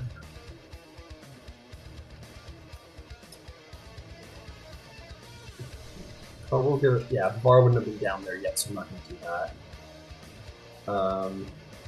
Oh, what a waste!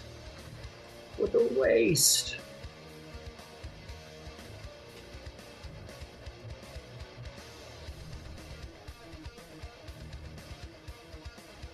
I'll just say she like. Well, she's. Yeah, you're just biting her, so she's gonna stand up.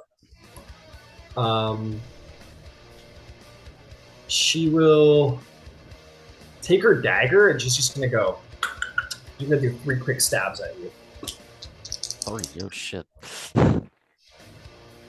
First one is a 22 to hit. That hits. Okay, that's gonna be. I'm just gonna roll over here because it's faster this way.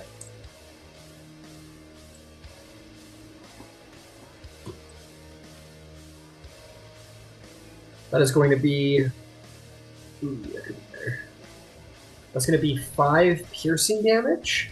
Okay. And 13 poison damage. Okay. I am back to Etherith.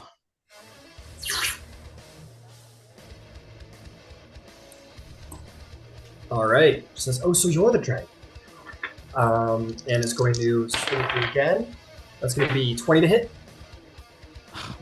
Yeah, that hits. They can't shield that. Yeah, you want a shield? No, not enough. Not enough. Got it. That's going to be 6. It's going to be 10 piercing damage and 8 poison damage. Etherith down. Etherith down.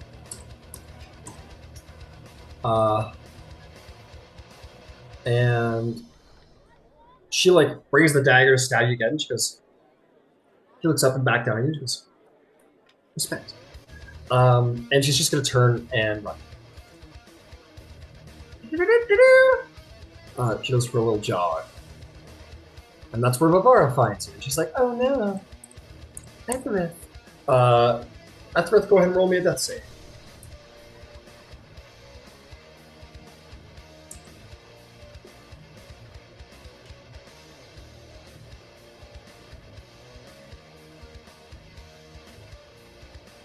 Have DM do it. You DM it to me. Okay. All right, understood. That'll bring us to the Spelljammer, which is not yet bloodied, and is going to. Yeah, it's going to attack you, Ed.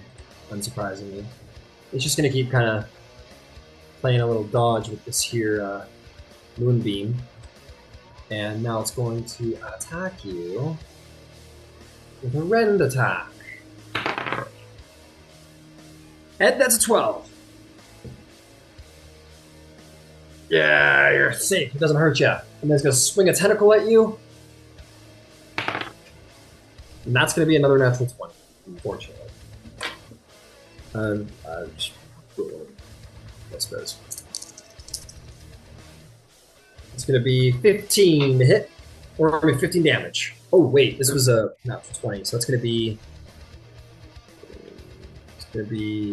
27 damage.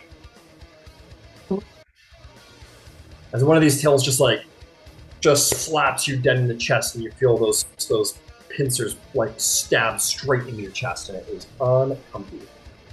Arendelle, what do you do? Muted?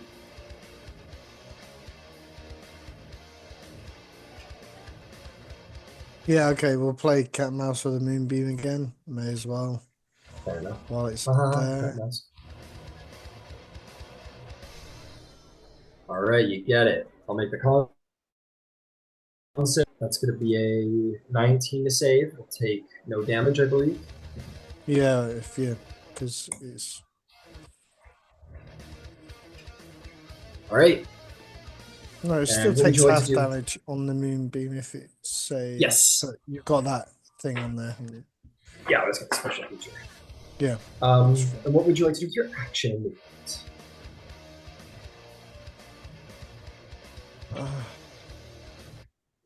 I'll swing for this guy. Go for it. Natural one. Oh, it's just a wide miss, I'm afraid. Oh man, sorry about that, Arenda. Is there anything else you'd like to do? No. All right, piratey time. This pirate is getting off the ship, and he's going for a little run with his buddies. They're all running away. Running away. We're all running away together. We're all best buddies. This guy's going to disengage swords with ya, but it's time I took my leave. And he is going to disengage, and he's going to join his buddy over here, and they're going to begin running away. I believe that's all the pirates off the ship, so they're all just going for a run. So meanwhile, downstairs,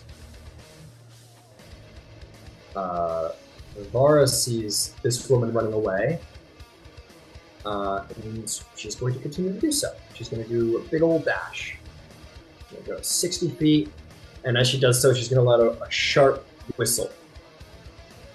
And that'll bring us to Vivara, who looks at her and sort of like looks a little dissatisfied that she's going to have to get away on this one, and is going to fly down to you, Etherith, and says, sort of like almost whispers to your unconscious body and says, "Fear not, for as long as I am here, you will live."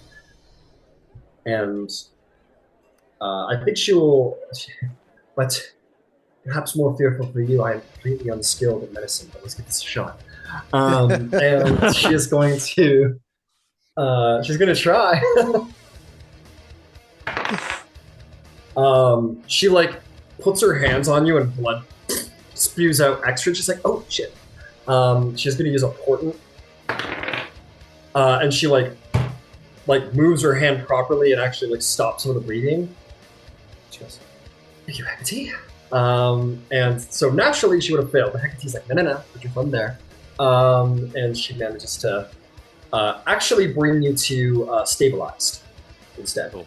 So. By the grace of Hecate, you live. All right, Basan.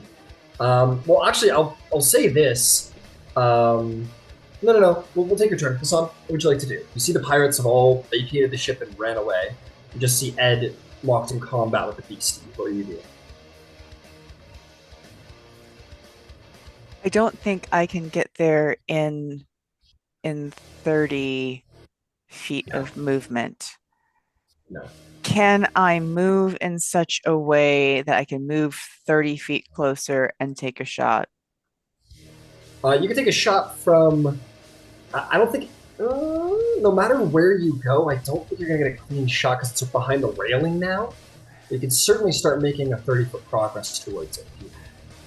I would like to be able to get the heat off of the captain, and if I don't have a clean shot, like if it's gonna have like +5 to its AC. It's got 3/4 cover on it, but you can still take a shot. Then why don't I action dash? Okay, action dash. You start making your way over. All right, 30 feet to there. Is there a bonus action? Man, I don't think so, but I'm gonna check just in case, because damn, yeah, I got nothing. Hold on, wait. Tactical shift, second wind. Whenever you activate your second wind, you can move up to half your speed without. Never mind. Nope, that doesn't do it. Sorry. Carry on. No I'm done. All right, we'll right. do a little peek, bro, because I'm coming to you guys. Believe that. All right, Ed. You face down the displacer beasts. Your friends are trying to give you cover, but it's you and it. What do you do? Oh man, this is tricky. This is tricky. You know what? I'm gonna try something. You try. Ed is gonna disengage. Uh-huh. Yeah. And go down the ladder. Okay. And my bonus action, and I'll roll whatever you need me to roll here. Can my bonus action be auto leaping into my arms like a little ball? Yes. You like I don't know, like punching a quick command on your watch or whatever, and Otto's like mounted legs just sort of like thrust forward, and Otto's like, and you like grab Otto, and we'll say Otto's like deactivated, if that's what you wanted to do, like deactivate Otto. Hey, I just wanted him to be safe. And then I'm gonna, whatever movement I have left, get behind Basan and Aaron down. Yeah, Basan, you're like, don't worry, Ed, I'm coming.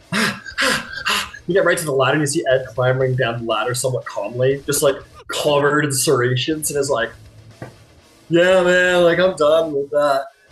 And goes behind and like just stands behind you.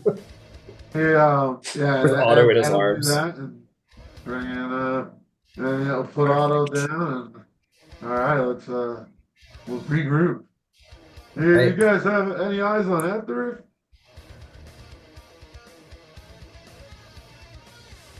No. You're those close to us too, right? We'll end the combat there as the sharp whistle can be heard, and the panther's like claws up, it's like clearly ready to like pounce down and get you guys, and you hear like a sharp whistle, and it goes, and like just goes running away. You see it like run over here, and like a giant jungle panther jump up to here and go running away. You see all the pirates like, surrender, retreat, I'm too strong. And they leave. Unless you had a mind to like hunt them down and kill them or something, them pirates are just running off. And that'll be the combat.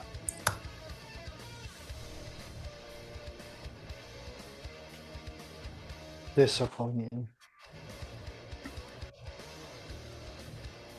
I guess they found what they were looking for. You'll see in this moment, Bravara just like which glide rises into the air over the side of the ship with Etherith in her arms. She's like, he's very heavy, someone take him from me.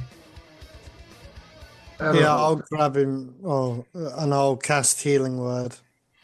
All right, Etherith, you spin back to life.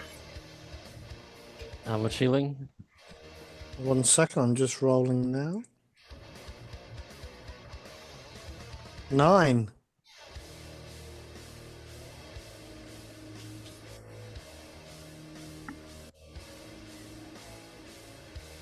I cast second level Cure Wounds on myself. It's like an Ed Ozempic shot or something. Vivara will say, if you want to find the runner, I can try and track her, but we need to leave immediately.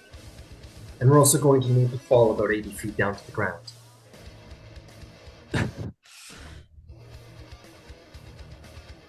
Well, We should follow.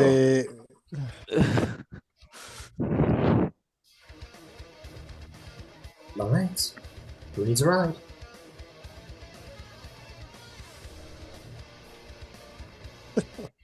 She's like, come here, Ender. And she'll like grab onto you, but like she's not too strong. But you know, it's her magic that's more strong. And she just kind of like hold her as tightly as she can, just, like, and we'll basically like do a rapid flying descent on a diagonal after Yorzal's enemy, and it's gonna land like here with you, Aringo.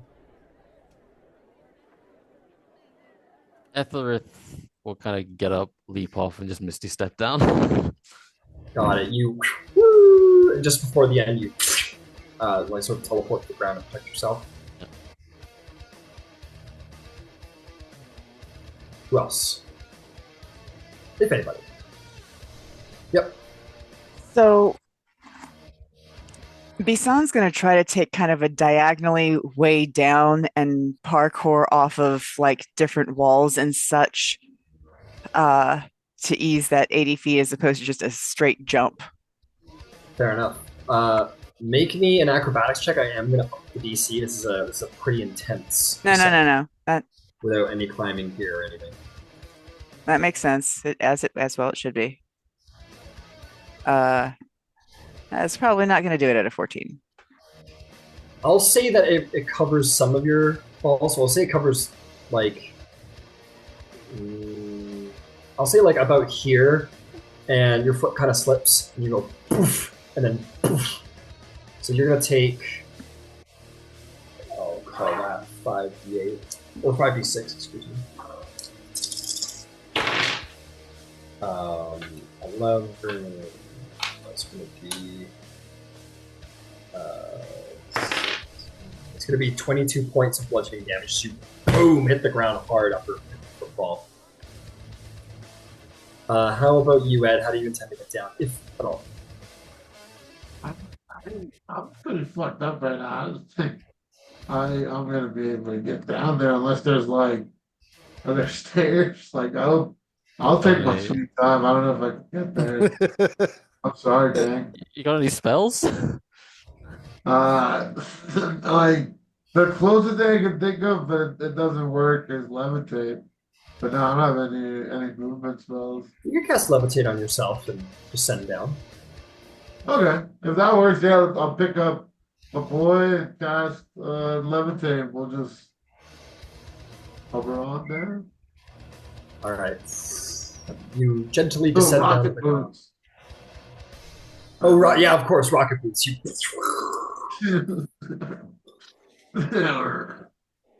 haven't quite figured out forward or backward, and you don't think you will, but you can go up and down pretty good. Yeah. We'll say they're like grav boots. They're like they can either intensify or you can like intensify or weaken gravity around your boots and descend easily down. Hassan, you get up, dust yourself off, crack your neck in a way that probably doesn't sound too healthy, but you're fine. And I'm gonna roll a little luck check for Vivara to see if her quarry is within 1,000 feet if she's gonna cast Locate Object.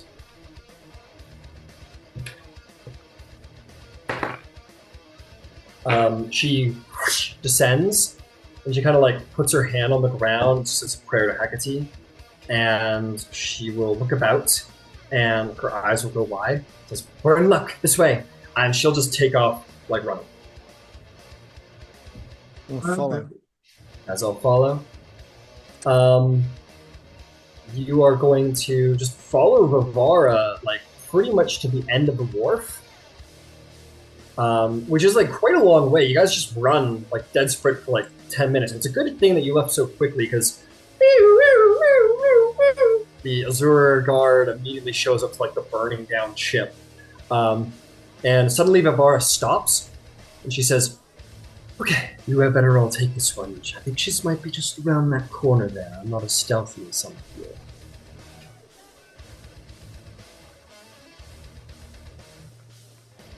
Anything we can do to... If we have anything to sneak by, this is the time. So how far is that away? She'd say like she points forward and the wall's about 50 feet ahead. 50? Thereabouts, yeah. Okay, I'll move 20 feet and then I'm going to bonus action Misty Step in front of her. You appear in front of the woman who's literally just like leaning against the wall, just like gasping for air because she just did like a dead sprint over here, just catching her breath, and you just appear and she goes, "Oh, hello." I am then going to cast Sleep. What are you gonna cast? Sleep. Ah. Whiz save, please.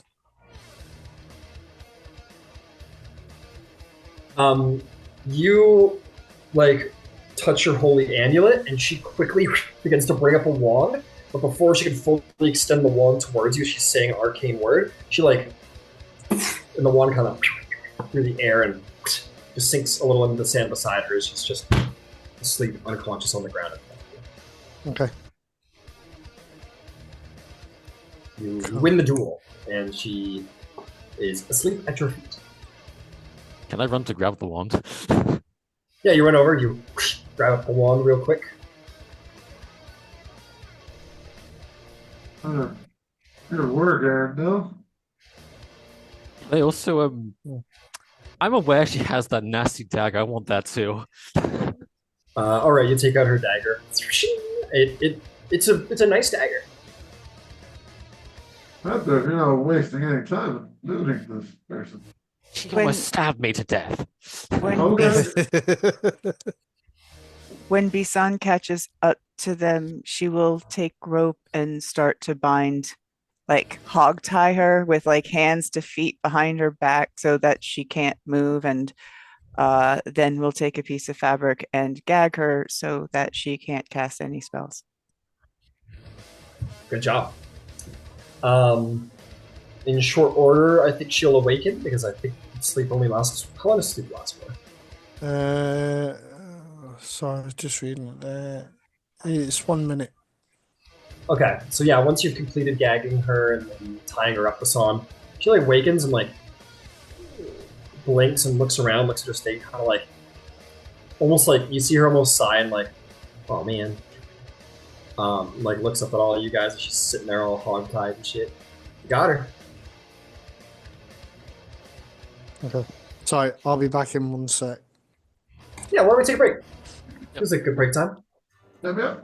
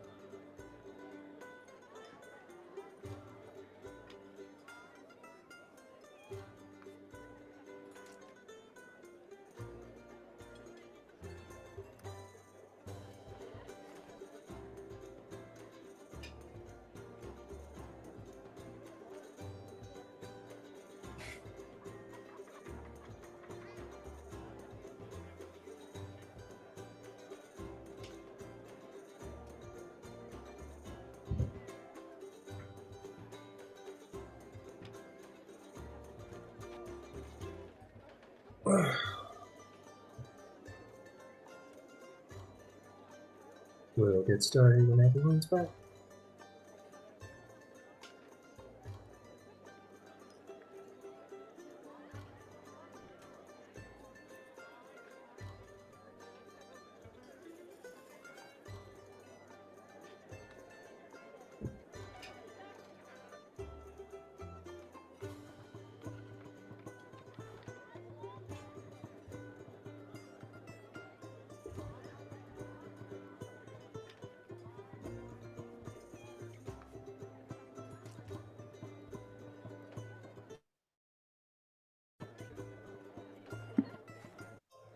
All right, 3 out of 4 ain't bad. Let's get to it.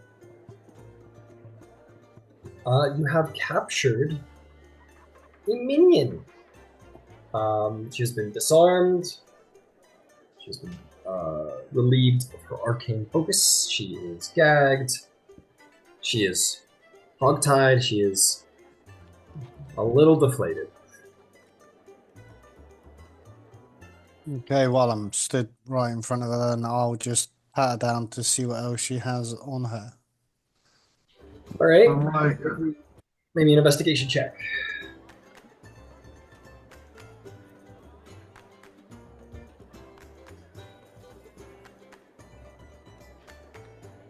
Seven. 7. You find 2 things on it. Let's see here. What I should. Oh, wait. You are going to find a coin purse of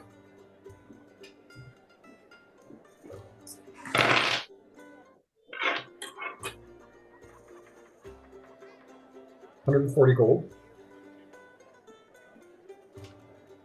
And you're also going to find what looks to be, it's definitely Spelljammer style technology. And it looks like part of an orrery. Okay. I will pass that to Ethereth and just say, you know what this is? Let's have a look at this. Do you wish to attach it to your orrery? Could be easily done. Can I at least examine it first to get an idea of what Sure. what I'm attaching? Make an arcana check to see what it is. 25. Nice. 25. This is an astral map. Basically, it has information on it that you can plug into your orrery to complete your own map of the astral sea. And that could be anything from an entire wild space system to a city block to like multiple systems. There's no telling what could be on it, but it's going to be a map of some kind. I slot that in. Let's have a look. All right, slot that in. Your orrery sort of springs to life as the illusory images begin to appear before you. And you find it is like a topographic image of Thessalos, and it shows the city you're currently in, and it shows some ways off there is this mountain that kind of goes up into a number of spires, and you see that there is this cloud cover around it that is like sparking with lightning, and then as you zoom into that mountaintop sort of between all the spires, you see this like ping. Yeah, we've got a job there. Sorry, above the... Sorry, I was... Sorry, ignore me. It's all I'm good. just...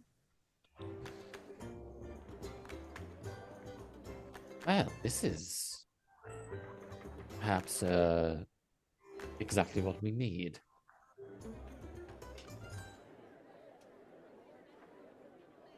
So, what are we looking at, Efred? What's...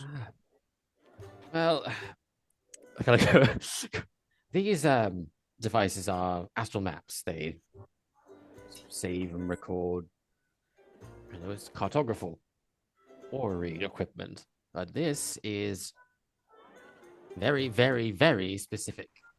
It's highlighting a location not far from here. A mountain. Mountain. There is a job that we were given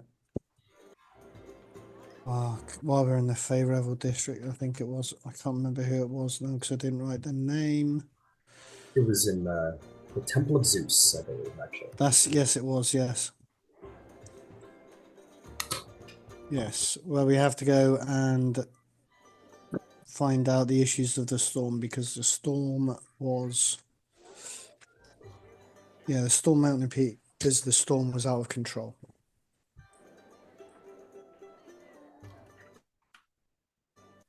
I would imagine. Interesting.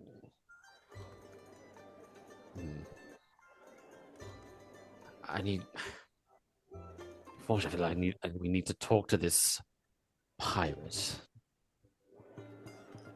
Okay. Arundel will sit her up and Should place we? his. Sorry, go on, Bizon. Some of us are banged up. Should we rest before opening the mouth of somebody who is fresh and casty? Well, I to be have fair, counter spells, and I've taken her arcane focus. The best she can manage is purely vocal spells.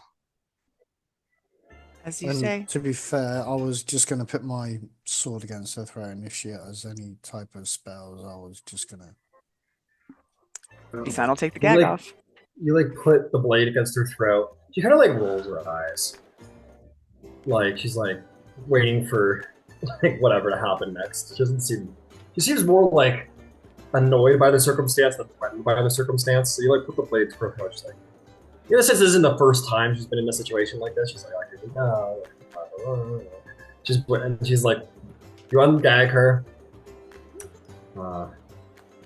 She looks at you with a song and goes, oh, no, I just can't. Let's start with something simple. What's your affiliation? The Pirates of the Broken Moon. Sword of the Broken Moon, or however they phrase it these days. Understood. And why were you aboard that galleon? I'm the first mate. Sorry, say that again. I'm the first mate. You know, What? second in command. So why were you on the ship? Jeez, well, I think you'd already figured that out, haven't you? Okay.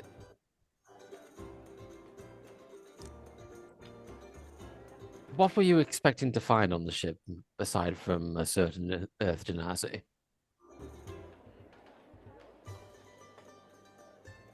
I mean, nothing. We were looking for the Earth Genasi. And when we couldn't find him, we flipped the ship to see if we could find anything that could lead us to him. And it seems we did. And now it's yours. Congratulations. I looked at Arundel. Am I able to understand that perhaps this situation with the Temple of Zeus is also related to the captain's brother? Well, it's looking very likely that it is, yes. As to what extent, I'm not too sure. I only have the basics of the job, but yeah. That would be all. You can gag her again now. Oh, come on. You gag her. She like Yeah. she resists a little bit. She's like, oh, can we not? And then you put it in her mouth, and she kind of like huffs. Now, I know I came into that fight a little bit later, but seems that the most threatening thing here is that, well, this crew knew to be on the ship.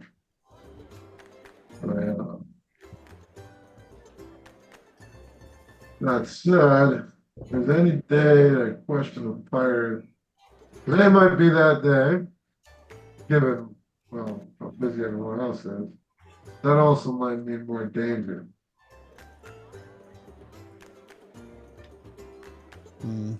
Move here is crib. The streets are hot, and uh, granted, we're part of that, but Well, Okay.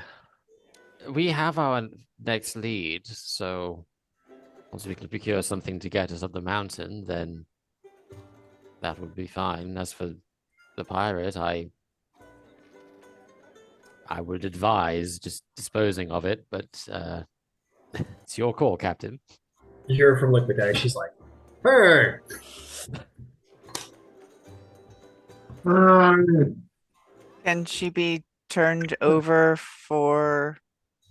just take all her stuff, throw her, leave her here. oh. She seems to fend for herself well. Ain't that right? He sort of like sighs again in a like a if I must kind of way. And now What I, is, I do believe she tried to kill you, right? So He's like, I'd look at like the pirate. Are you a righty or a lefty? just like, oh, Are you a righty or you lefty? What's your favorite hand? Do I recall? Do I recall which hand she stabbed me with? Yeah, right hand. She's right-handed. All right, do whatever you want in her right hand. Take everything she's got and let her go.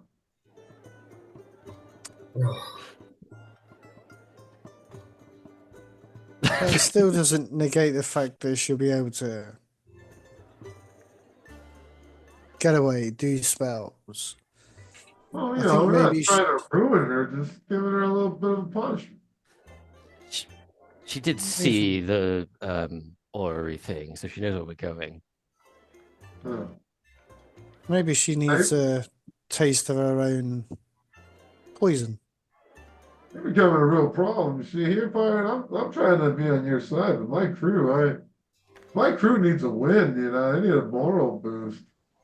So I don't know. What do you got for us? You know. But, We will have Yeah. to take the thing out of her mouth for her to talk and us Oh. to understand her. Remove the Hello. gag. Gods. You got the fucking map. I don't know, like, you've won. You killed a lot of my men. I don't know what you mean by a win. You won.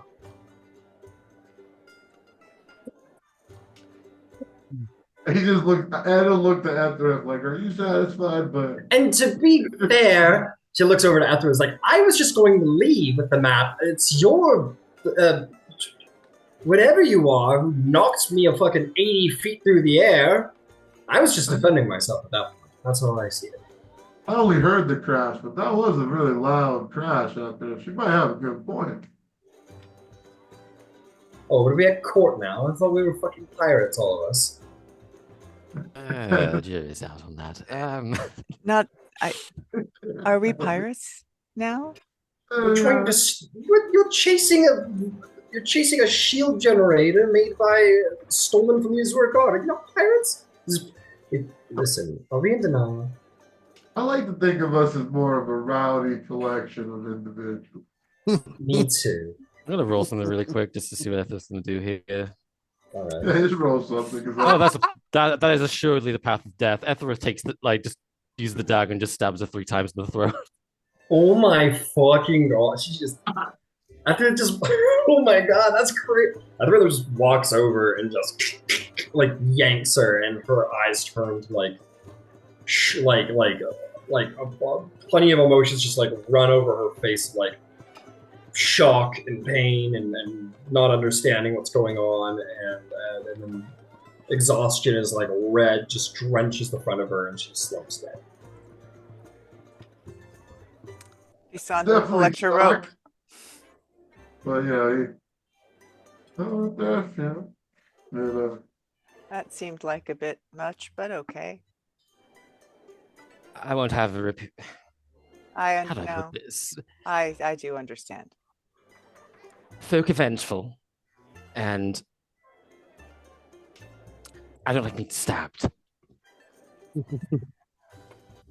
Better now then, crew. Yeah, we've got a mountain to ascend. Hey, what's the alignment there, Ethra? I'm lawful evil.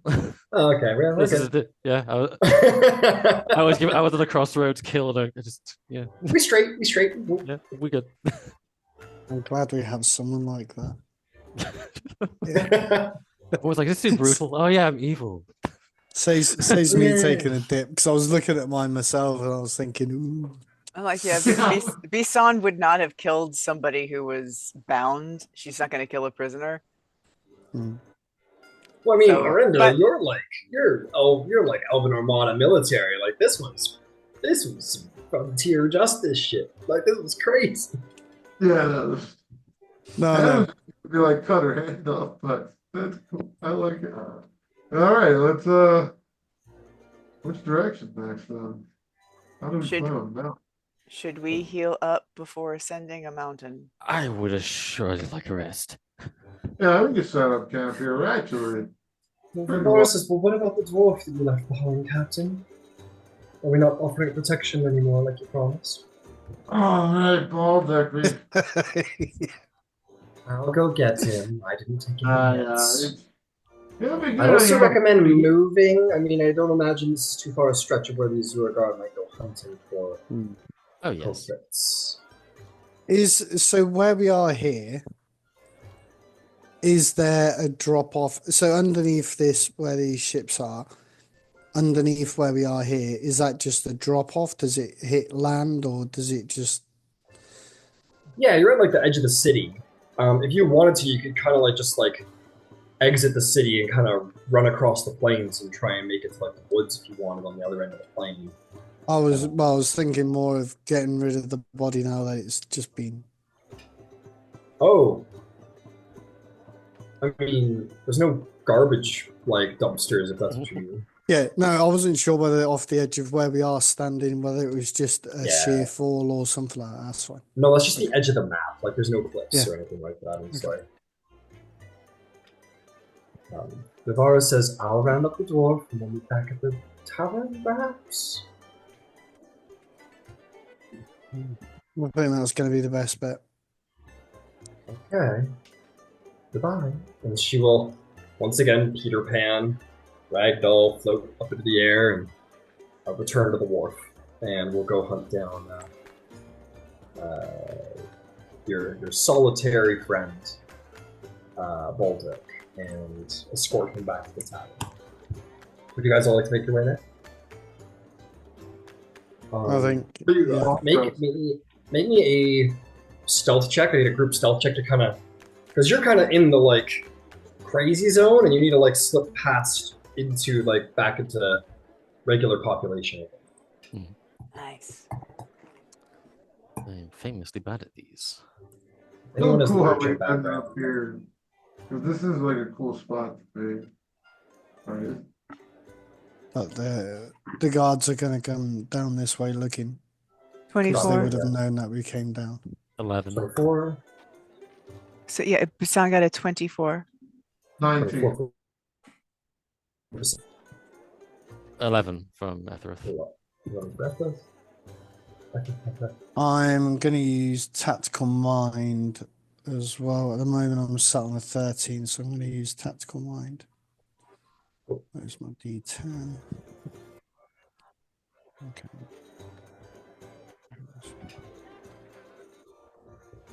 And that's a 7, so that's a 20 for me. Very nice. Using the flavor of tactical mind, I will say that all of you are very stealthy, but it is Arendil's sort of tactical knowledge of where they will set up security points and how to slip past those security points before they get too firmed up.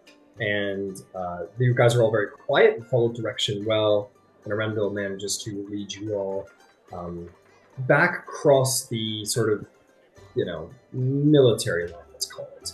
And you slip back into regular population as if nothing had ever happened. You make your way back to the tavern, where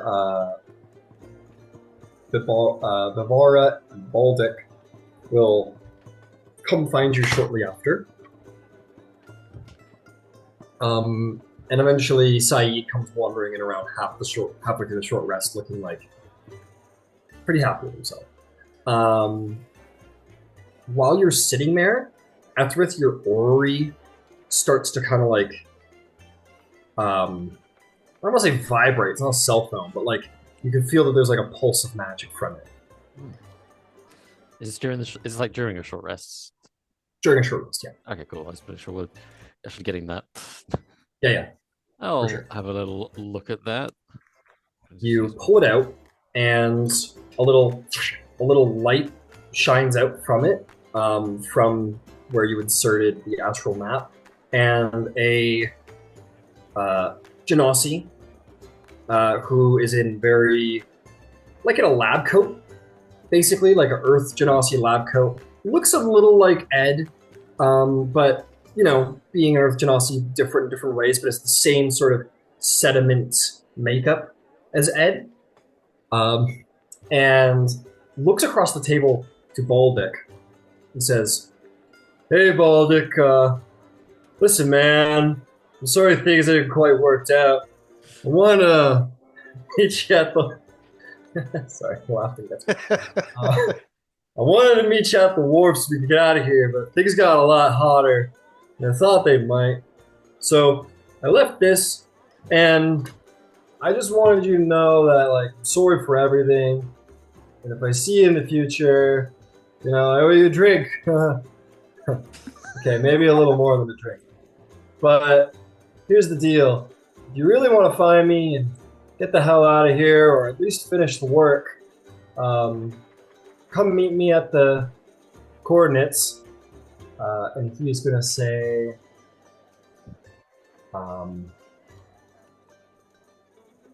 sorry, there's something specific he's going to say that's important. Where is it? He says, I took the ley line observatory. I kind of stole it, I guess. And I moved it up to the mountain range. And that's where I've got the generator and myself. And no ships can really make it through the lightning storm unless they're on the observatory. So it felt like a good idea. Anyway, man, come find me. And I'll find some way to make it up to you. Just, good luck out there. And you're my only hope, Obi-Wan Kenobi. You know what I mean? It shuts down. Favorite. Alright, I'm rolling hit dice. Oldic, the glass, smashes in his hand, and he's like, ah, fuck. He starts, picking glass out of his hand. So, that's our next destination, and I suppose you want to come. Maybe sock him in the face. I'll allow it. You want me to, I don't want to go into no... I don't know. Part of me doesn't want to give him the satisfaction of having... How does he think I'm getting up there? He wants me to hike all the way into the mountain to find him at the fucking floating ley line observatory that he stole? Surely there's a way that we could maybe get a ship to take us part way up so that we're not trekking all the way up. Because it's not far from here. You could probably just hike it and get there in half a day. No. I was thinking maybe a certain Yankee warrior could give us all a lift. Be very, very impressive. It would be.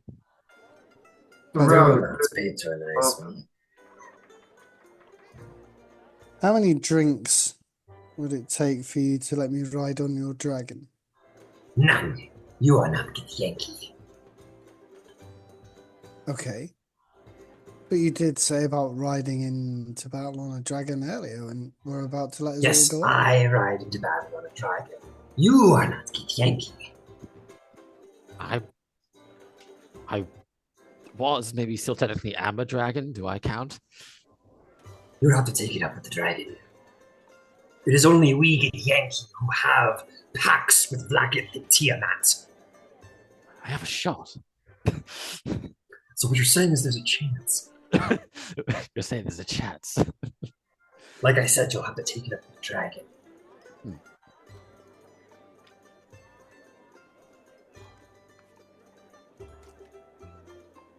Do you worship Tiamat? I don't. Oh, then that probably can wait. Sorry.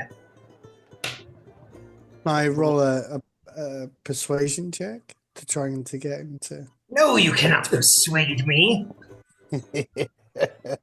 I did not make the pact. Blacketh made the pact. That doesn't sound very fun to me. No, she is not. She is dark and powerful and a great leader of the Git people. Yeah, okay. Hecate is dark and powerful, and she doesn't necessarily send people to go checking after her other people. I'm just saying there's a lot of dark and powerful out there that gives you a little more latitude. More importantly, Hecate's fun. She likes fun. Listen, let Saeed play with his little bird. Let's walk up the mountain. It is a dragon of red. Okay. And you know it's true.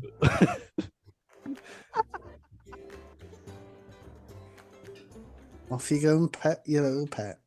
You were just asking to ride it a moment ago. You do not fool Yes, me. but you're being stubborn and a dick, so it's. And you're being spiteful, little.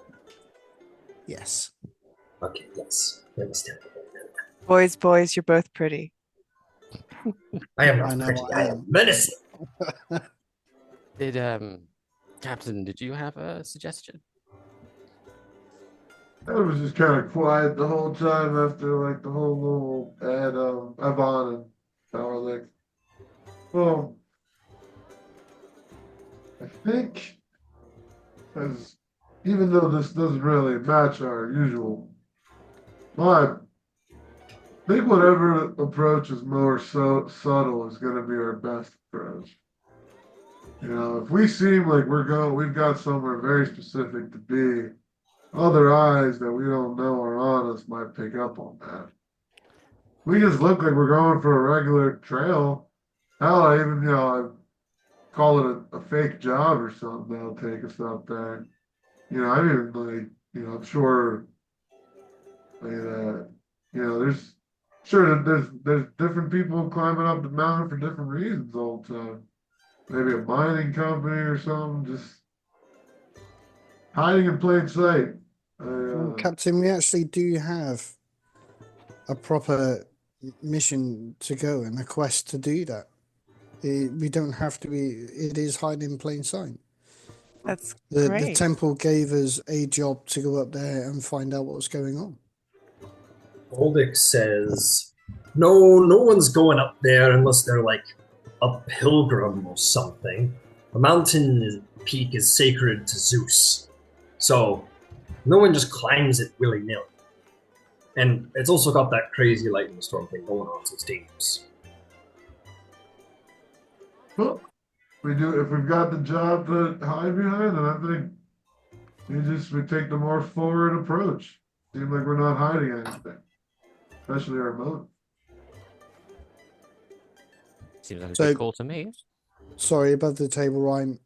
I can't remember whether we actually took the job or whether we said we would willing to think about it. We're going to think Because about it.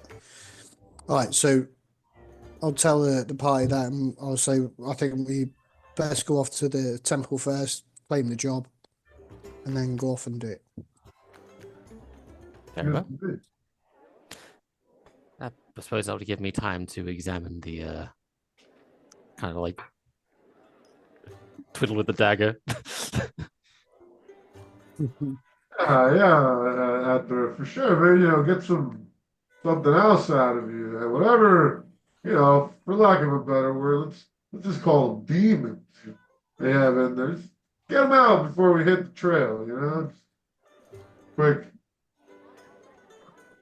I don't know why above the table, but I don't know why I did this when I said get them out. I shot myself there. I'm so sorry. I just thought you were making a stabbing motion with a dagger. That's No. That's all.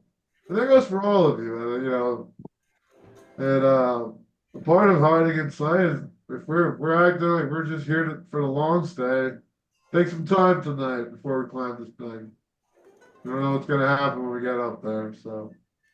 Vivara will say, I did use a lot of magic tonight. I could use proper rest if possible. Rest would be good. well. Okay, so I'll go to the temple and claim the job, and then we can sail in the morning. Seems fine with me. And, as for you, I don't point the ball, Vic. You've done a lot. More than well I can thank you as behalf of my family. And I know we've not been in the best of terms, but there's a great evil out there that we're all seeking to take away from this world. Yeah, your brother. There's another one, bigger if you can believe it, and your contribution to all this is gonna make that happen. So It's not like I have much of a choice. yeah, but it's like I said, it may not seem like it now, but you've done a lot of good. In the most honest way, how can I repay you that fiscally? I don't think I'm gonna get you off this planet as fast as I wanted Oh, to. get me off the planet. I think the only way the captain's going to be able to do that is if you come with us up the mountain.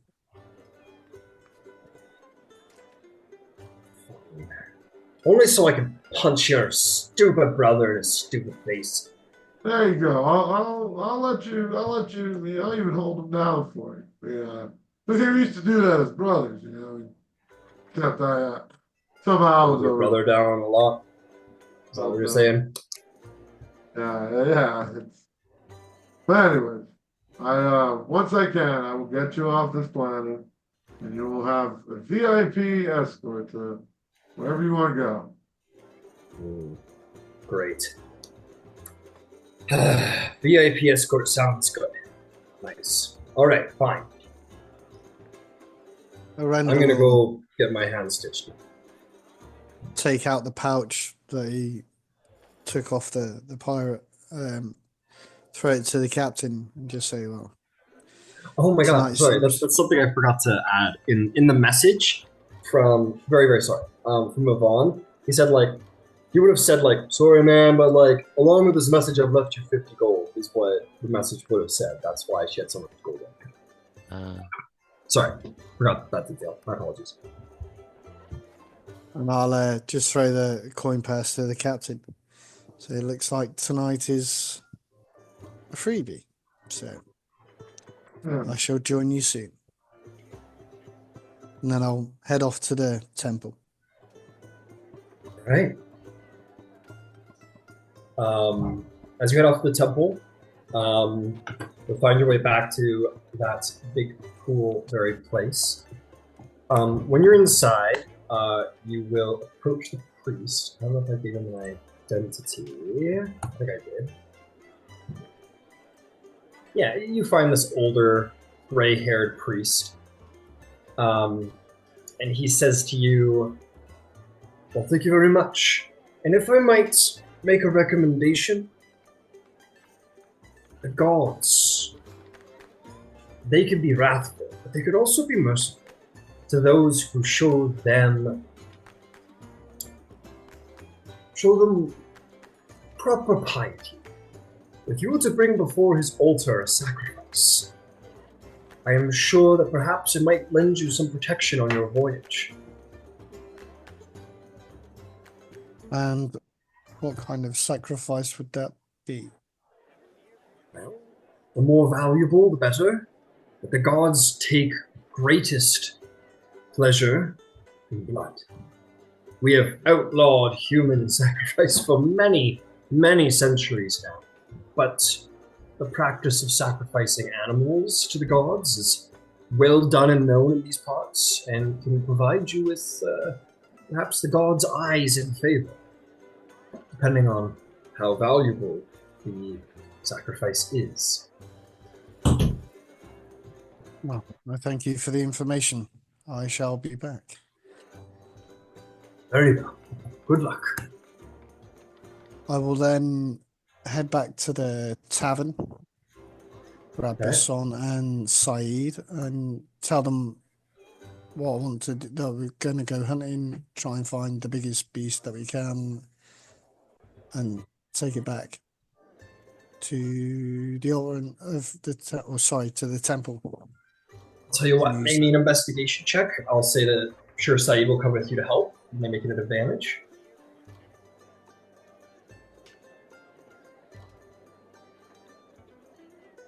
16. I'm going to use another. Okay. Is 16 enough? If not, I'm going to use one of You're my good. superiority dice. Yeah, you're good. Okay. You learn from the markets that like the really wealthy people who want to appease. You learn a couple things. You learn that the more wealthy people purchase bulls or oxes for sacrifice because they're very valuable for meat and so on and so forth. So basically, you understand the purpose of sacrifice is sacrifice, not just to the creature, but to the person doing the sacrifice. So the more valuable it is to the person, the more valuable the sacrifice. So that's to say, like, yeah, like a wealthy person should probably like make a dent in their fortune if it's a very important sacrifice. Whereas a poor person to purchase chicken to sacrifice is a massive expenditure for a poor person. So that would be also considered quite valuable. So it's about the value to the individual as well as the sacrifice of the creature itself. Okay. How much would an ox or a bull? 15 gold pieces. Well, then I shall buy a bull instead of going hunting. That makes the life a lot easier. Thank you very much. No problem. You purchase a bull for 15 gold pieces from a nearby farm for sacrifice, and you bring it forward. You bring it all the way up to the Temple of Zeus, and a sacrifice is made of the bull. Now let me ask you in all seriousness. How much of a expenditure was this for you? Was this like a dent to a Rendell, or was this like an easy expenditure? It was easy. Got it. You sacrifice the bull. It is seen with great favor by the priests. There's celestial words, and they mark themselves. They use some of the blood to mark you, like in the forehead and all. And there's like this whole ceremony that happens for like an hour. They tell you that your sacrifice has been seen by Zeus. We wish you the best of luck on your voyage, and perhaps it shall protect you from his wrath. Is there some sort of donation bowl or something like that is about? He says, yes, we have an alms box at the front of the church temple. I'll leave 500 gold. You have sacrificed flesh and you have sacrificed corn. You expect that, you feel that, and you think that may have been. You hope that helped because it was expensive sacrifice to the god Zeus. Before I leave as well, because I'm going to proper double down on this. Due to the fact of what the blind woman had said to me regarding that Zeus was eyeing me up at the time. Yes. I'm just going to sit somewhere in the back of the temple and just quietly pray to Zeus.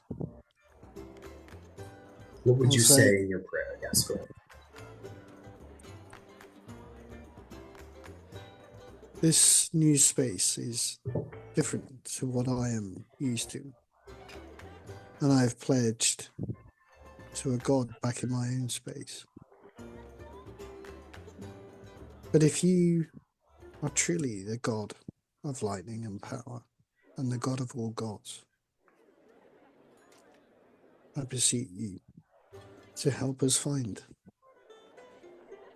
this person we are looking for and bring an end to the terrible storms that afflict your mountain. I wish to help and please. You are a priest yourself.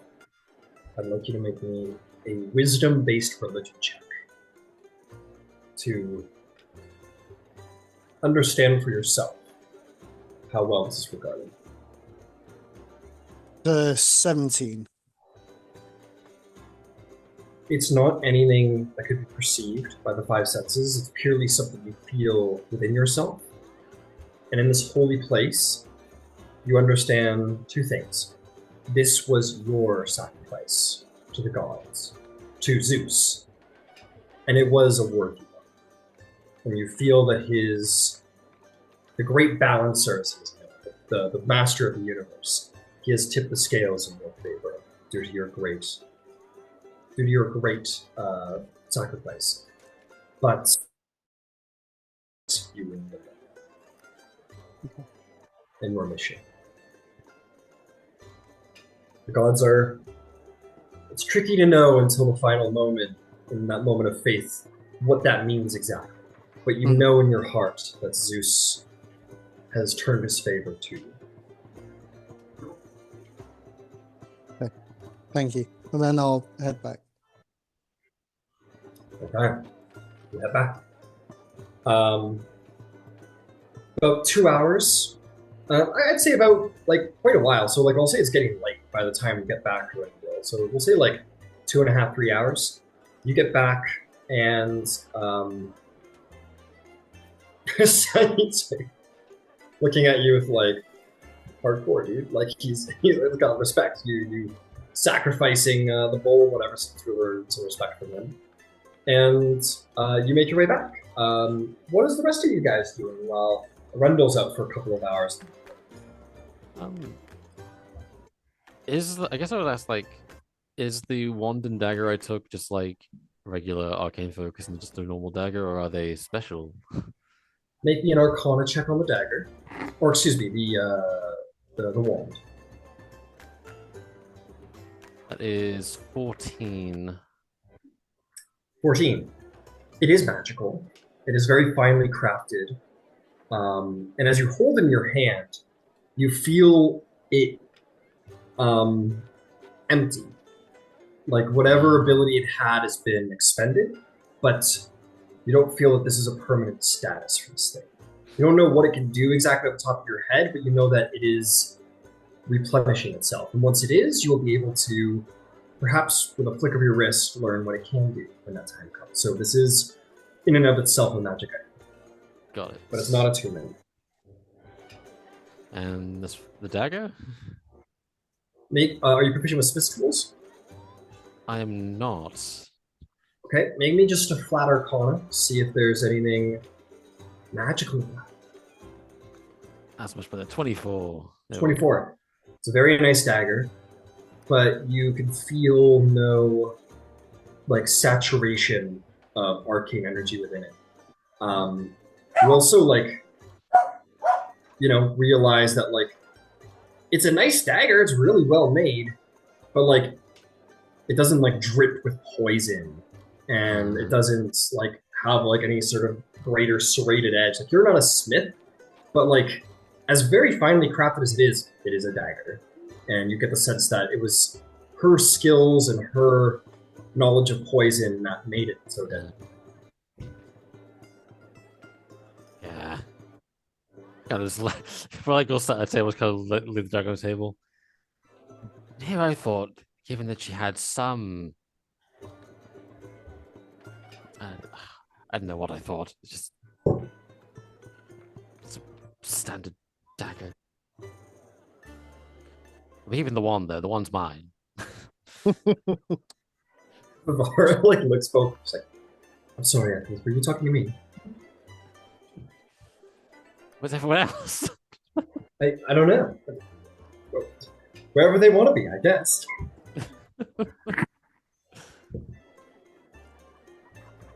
This is not the time to do it, but Bisan would have gone to the Temple of Athena. So Bisan would not be with you. Okay, fair enough.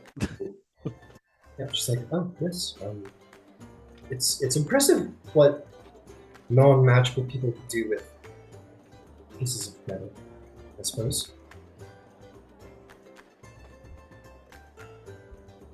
Do you want the dagger, Vivara? Sure. Give it to her.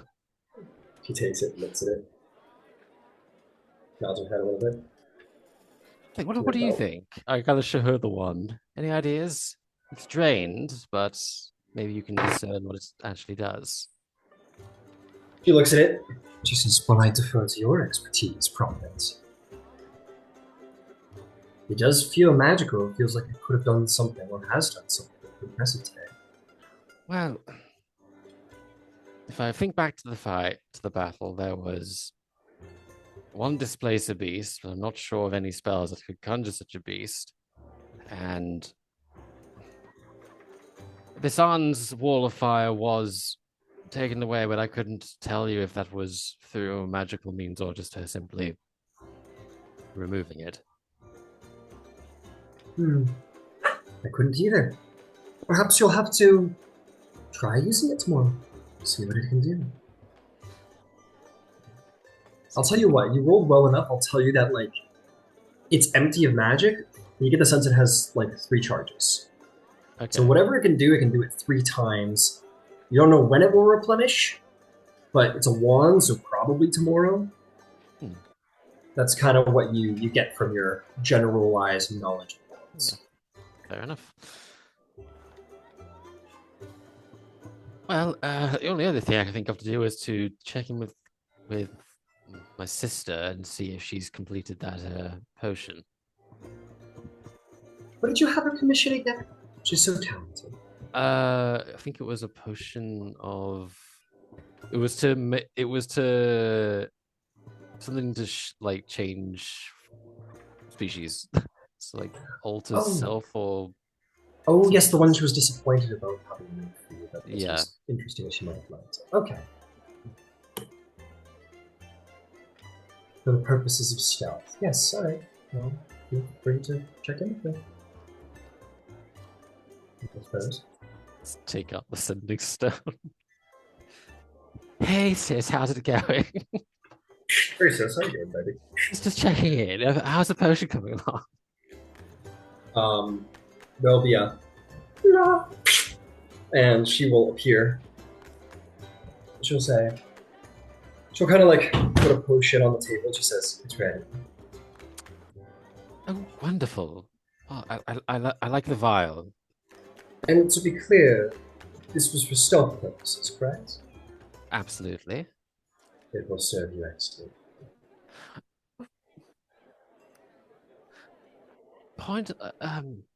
Things have developed, and I don't know if this would be something of your interest, but we're going to be heading up to, well, up the mountain. Could be fun. You're inviting me to go rock climbing? There's a lightning storm. Why do I give a shit about lightning storms? Look, I'm offering you an opportunity to go outside and do something fun. Ugh, I don't like going outside. Like, looks out. She looks out. I prefer the dark. Okay. Well, how about a commission and a potion then, but one that you are more enthused about? Okay. That sounds more fun.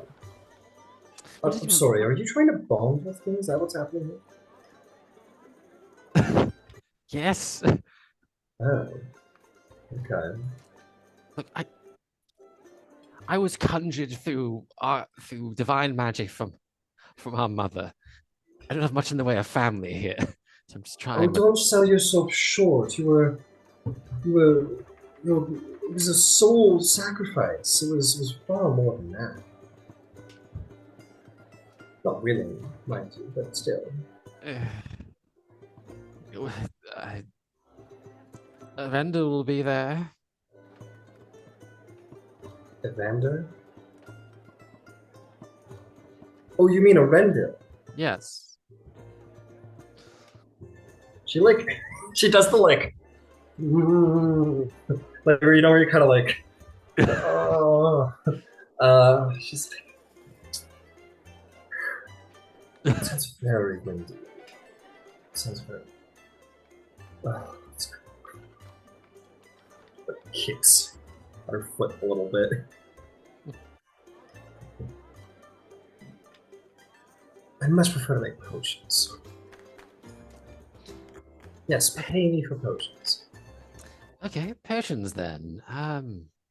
Gosh, we're heading up a mountain that might have lightning storms, and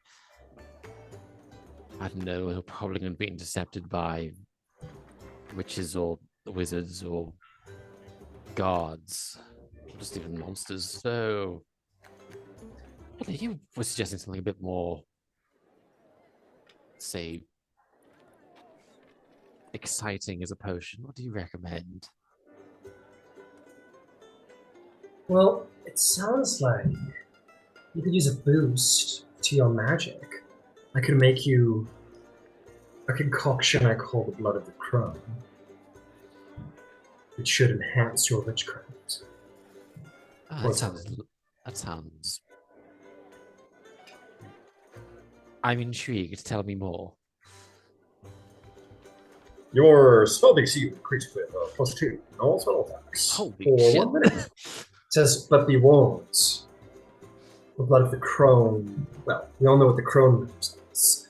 There is a payment upon the body that must be made. And what is this cost? You get like really tired.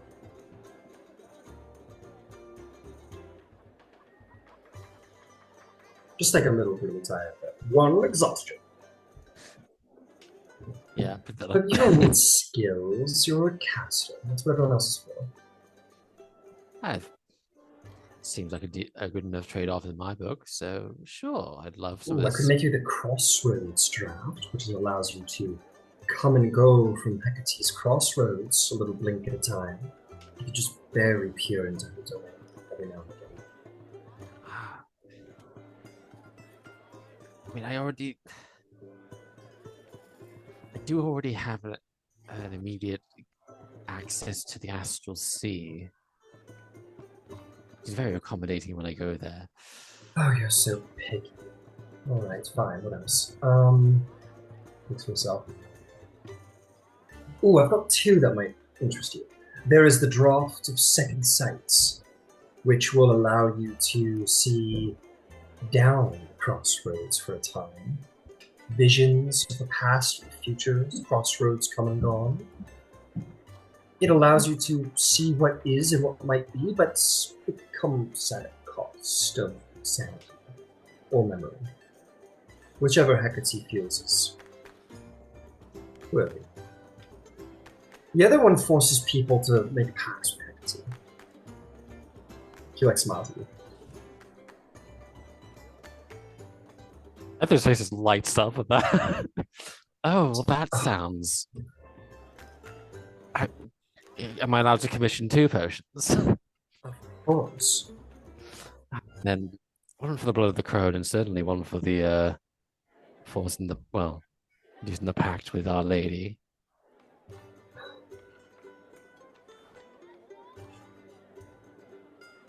You know, it would be nice if you could, like, I don't know, if I could make you, like, a filter of love and you could, like, slip it to Arendelle sometime. Sister, what an awful thing to suggest. Why? What's wrong with it? I don't actually know. I feel there's some ethical issues here that I'm not familiar There's with. nothing unethical about it. It's the essence of love, and that's what Aphrodite does, isn't it? Who cares if it's all chemical reactions? Who cares if it's natural or induced? What's the difference? That's really what Everyone's he got such a. wants. But whatever I want, so I will consider. He's already quite into you, I can assure you. Tell Why him to even need make the a. potion? The flirting's nice, but tell him to make a fucking move. And she will. Like, is there anything else? No, I just want to have fun in the dark, preferably.